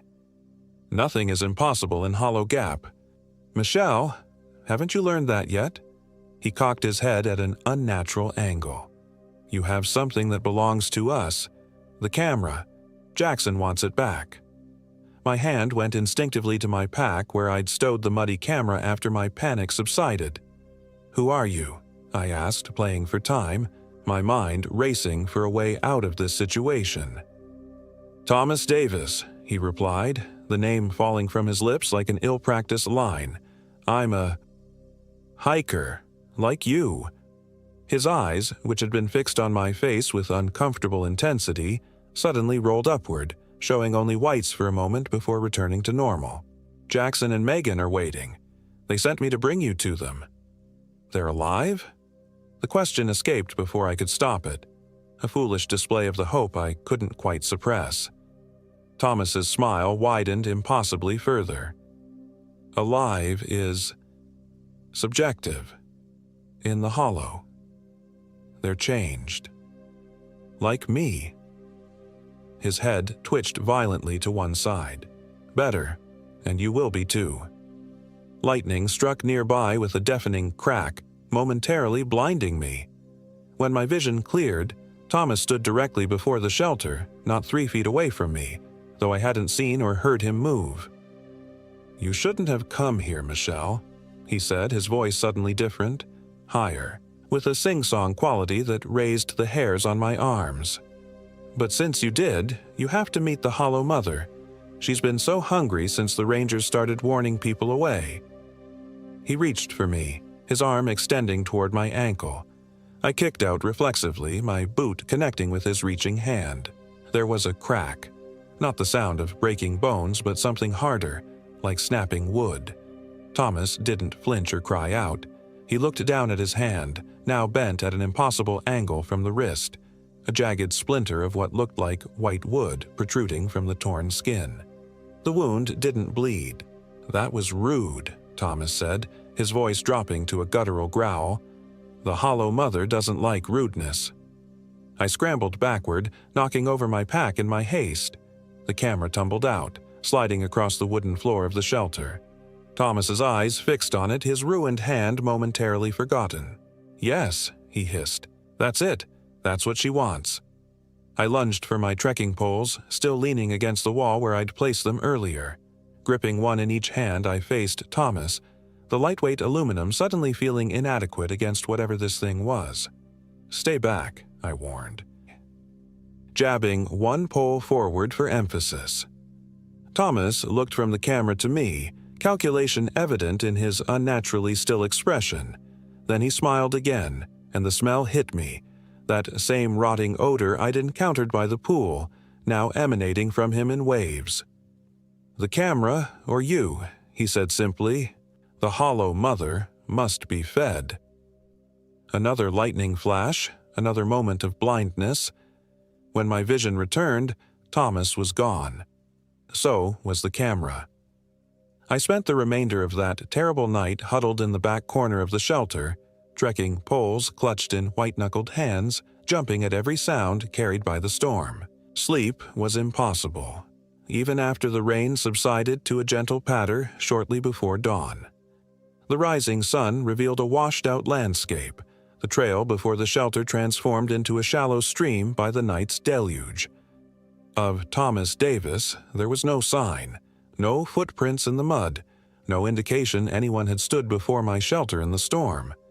I broke camp with shaking hands, forcing down a few bites of granola bar for energy, though my stomach rebelled at the thought of food. The ranger station was 6 miles away. In normal conditions, I could cover that distance in 2, maybe 3 hours. I intended to do it in less. The going was difficult at first.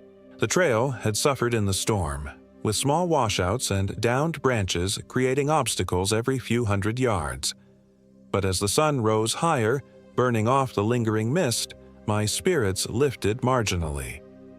Whatever horror lurked in Hollow Gap seemed unable or unwilling to pursue me this far from its domain. I reached the ranger station shortly before noon, my boots caked with mud, my clothes still damp from rain and sweat. The ranger behind the desk, not the same one who had checked my permit, looked up in surprise as I burst through the door. "Whoa there," he said, rising from his chair. "You okay, miss?" The concern in his voice nearly undid me. I gripped the edge of the counter to steady myself, suddenly aware of how I must look, wild-eyed, filthy, trembling with exhaustion and residual fear. "I need to report something," I managed. "In Hollow Gap." The ranger's expression shifted subtly. "Why don't you sit down?" he suggested, gesturing to a chair beside his desk.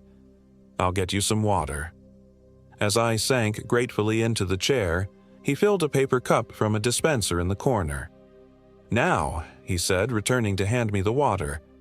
"What happened out there?" I opened my mouth, then closed it again, suddenly unsure where to begin or what to say.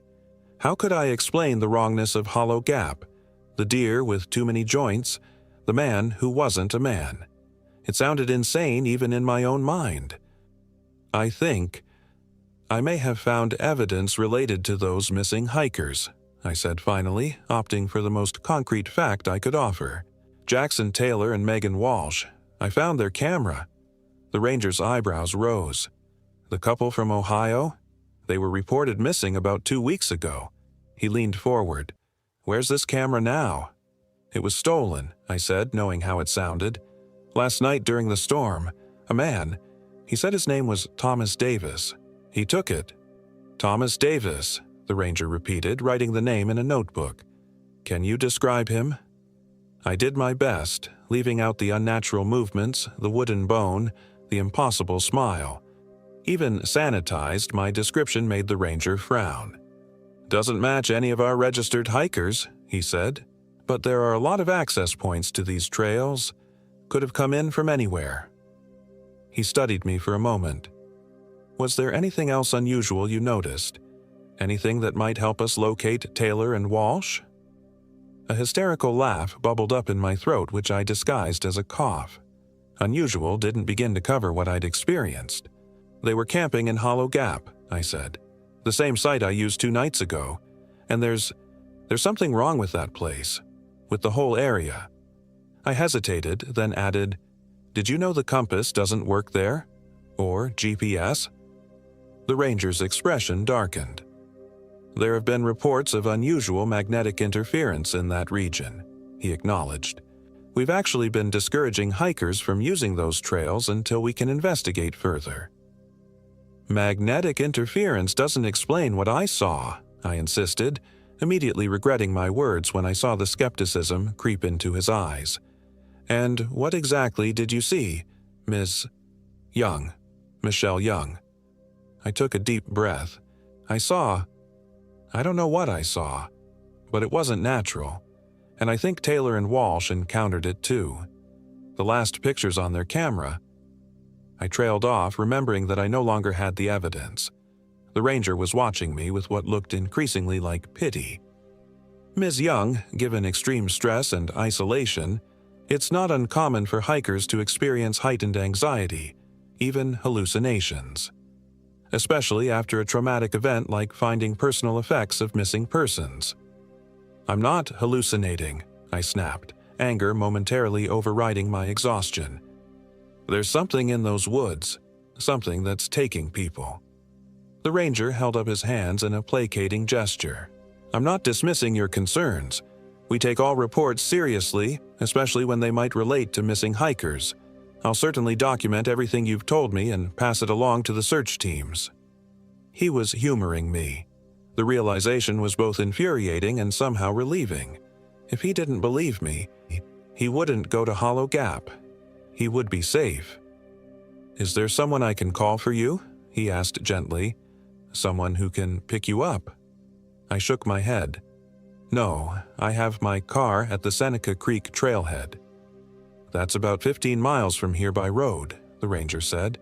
I can give you a lift when my shift ends at 4, or call you a taxi from town if you prefer not to wait. I accepted his offer of a ride, too drained to contemplate navigating unfamiliar roads. While waiting, I cleaned up in the station's basic bathroom, changed into my spare clothes, and tried to impose some order on my tangled thoughts. The ranger brought me a sandwich from his own lunch, which I forced myself to eat despite my lingering nausea. As promised, he drove me to my car late that afternoon. The journey passed largely in silence, for which I was grateful. As we approached the trailhead parking lot, he finally spoke again. You know, I've been working these mountains for 15 years, he said, his eyes fixed on the winding road ahead. There are places in these forests that don't quite follow the rules, places the old-timers warned me about when I first started. I turned to look at him, surprised by this apparent change in attitude. Hollow Gap was one of those places, he continued. Local folklore calls it the Hollow Mother's Garden. Most of it's just superstition, of course, stories to keep kids from wandering too far into the woods. He paused. But I will say this. In all my years here, I've never spent a night in Hollow Gap, and neither has any other ranger I know. He pulled into the parking lot, stopping beside my dusty sedan. The search for Taylor and Walsh is ongoing, but they're not the first to go missing in these mountains. Probably won't be the last, either. You believe me, I said, realization dawning. He shrugged. I believe you experienced something that frightened you badly. Whether it was what you think it was, well, that's above my pay grade, but I'd stay clear of Hollow Gap in the future if I were you, Ms. Young. As I opened the door to exit his vehicle, he added, And, Ms. Young, if you start having dreams about that place, about going back there, talk to someone, a professional. Those kinds of dreams. They have a way of getting under your skin. I nodded, thanked him for the ride, and watched as he drove away, the Department of Natural Resources logo on his truck door catching the late afternoon sun. Only when he disappeared around a bend did I finally get into my own car, my hands still not entirely steady as I inserted the key in the ignition. The drive home was a blur, my mind replaying the events in Hollow Gap on an endless loop. I stopped for the night at a motel just outside of Elkins, not trusting myself to make the full journey in my exhausted state. In the anonymous safety of the motel room, with its harsh fluorescent lighting and paper-thin walls through which I could hear my neighbor's television, I finally broke down, sobbing until my throat was raw and no more tears would come. I returned to Pittsburgh the next day, to my apartment with its familiar furniture and normal sounds, traffic outside my window, the hum of the refrigerator, the ticking of the wall clock in my kitchen. I called in sick to work for the rest of the week, claiming a stomach virus picked up while camping. My boss was sympathetic, encouraging me to take the time I needed to recover. Physical recovery came quickly enough. The scratches and bruises from my headlong flight through the forest faded. My muscles stopped aching from the exertion of covering miles at a near run. But sleep remained elusive, fractured by nightmares when it came at all. In these dreams, I'm always back in Hollow Gap, following a trail that grows increasingly unfamiliar. Sometimes I'm searching for Alicia, sometimes for the missing hikers, sometimes for something I can't quite name, and always, just beyond the next bend in the path, something waits for me, something I know I don't want to see but am compelled to seek out nonetheless. 3 weeks after my return, I received a small package in the mail. No return address, postmarked from Franklin, West Virginia, a small town near Monongahela National Forest. My hands trembled as I opened it. Inside was a memory card in a small plastic case. No note, no explanation. Just the card. I should have thrown it away, should have dropped it down the garbage disposal or smashed it with a hammer. Instead, with a sense of inevitability that felt almost like relief, I inserted it into my laptop. The thumbnails loaded slowly, dozens of images, then hundreds. The first few were familiar, Jackson and Megan, smiling in the sunshine, documenting their hike. I scrolled through quickly, my heart racing as I neared the end of their photographic journey. Then came new images. Photos I hadn't seen on the camera I found. Photos taken after the one showing the faceless figure by their tent. They documented a descent into horror I can scarcely bring myself to describe even now. Jackson and Megan in Hollow Gap, their faces transformed by terror as they encountered something. The sequence was chaotic, many images blurred by motion or darkness, but a few were crystal clear, showing glimpses of what lurked in the remote hollow, elongated limbs reaching from between trees, faces that shifted and flowed like wax beneath a flame, the earth itself seeming to rise and take form. The final clear image showed Megan, her expression no longer frightened but eerily serene. She stood beside a massive hemlock, her hand resting on its trunk in an almost tender gesture. But her arm was wrong, no longer fully human, the skin bark-like, her fingers elongated into twig-like appendages that seemed to be merging with the tree itself.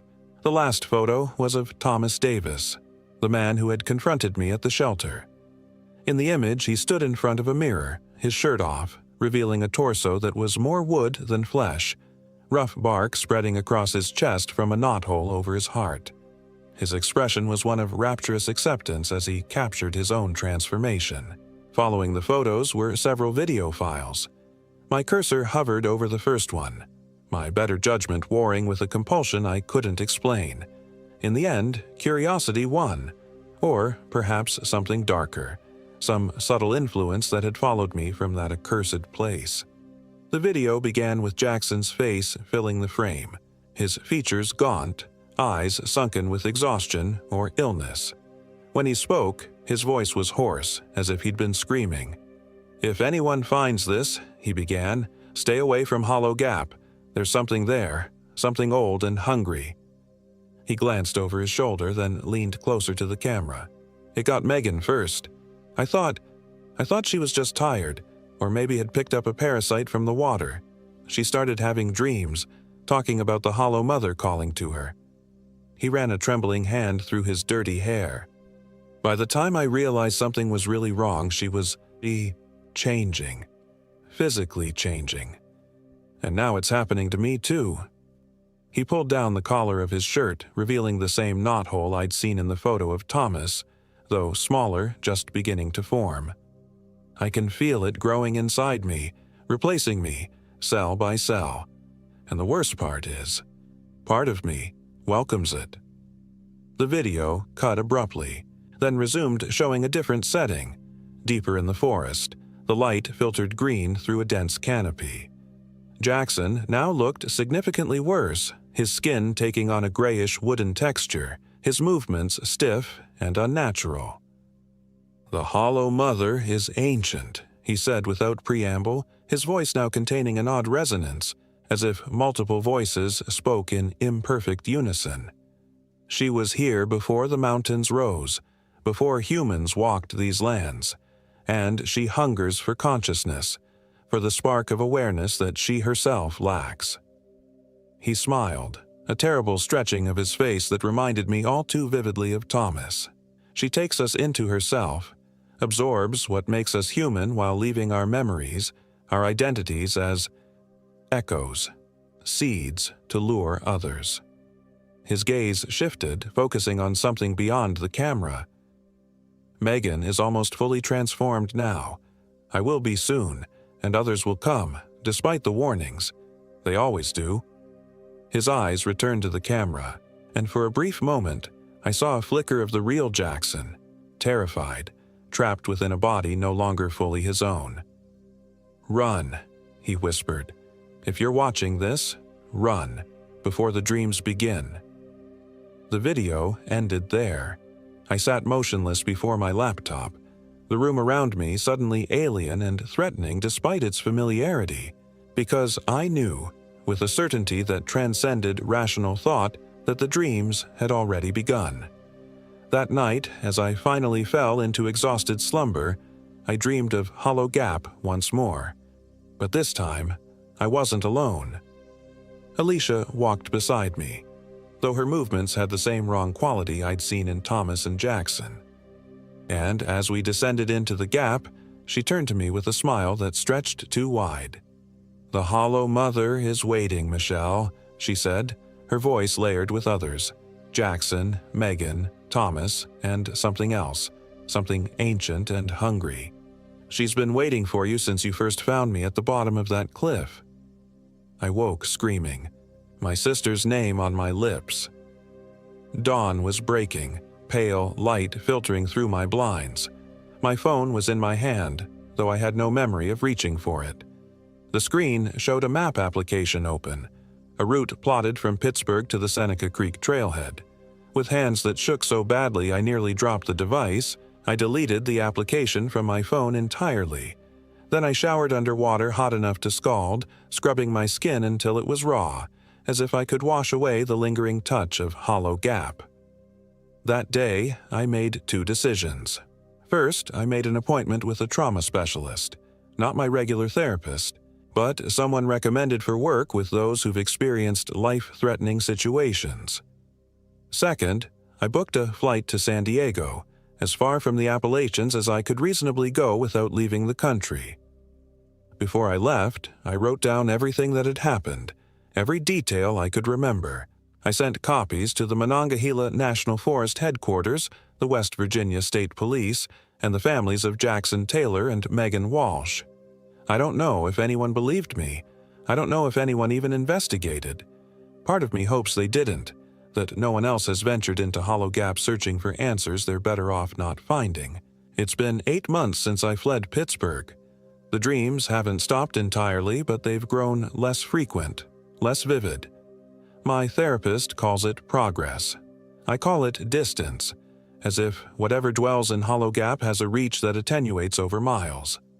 Sometimes, though, when I'm hiking the sun-drenched trails of Torrey Pines or walking along the Pacific shore, I feel a phantom chill, a cold breath on the back of my neck that carries the scent of pine and rotting leaves, and in those moments, I know with dread certainty that the Hollow Mother hasn't forgotten me. She's patient. She can wait, because the seed has been planted, in my dreams, in my memories, in the hollow part of me that formed when Alicia died. One day, I fear, it will take root and grow, and when it does, I'll find myself driving east, drawn inexorably back to the ancient, hungry darkness that waits in Hollow Gap. I write this now as both warning and confession. If you're planning a hike in the Appalachians, particularly the remote sections of Monongahela National Forest, stay on the marked trails. Stay in groups, and above all, stay away from Hollow Gap, from the Hollow Mother's Garden. And if you begin to dream of a forest where compasses spin uselessly and streams flow against gravity, if you wake with an inexplicable longing to walk beneath ancient hemlocks in a place where the air hangs heavy with decay, get as far away as you can. Run before the dreams take hold. Run before you feel the first tendril of rootwood sprouting within your chest. Run while you're still fully human, because I'm not sure how much longer I will be. Last week, I found a small hard bump over my heart, round and smooth, like a knot beginning to form in living wood. And when I press my ear to it in the silence of night, I swear I can hear whispers. Alicia, Thomas, Jackson, Megan, and countless others, all calling me home to Hollow Gap. I've booked another appointment with my therapist. I've purchased a small, sharp axe that I keep beside my bed. And I've written this account, hoping that someone will read it and understand what happened to me if I should disappear. My name is Michelle Young. I am 32 years old, and I am afraid that I am becoming something else, something ancient and hungry that walks on too many limbs through forgotten hollows where the rules of reality grow thin.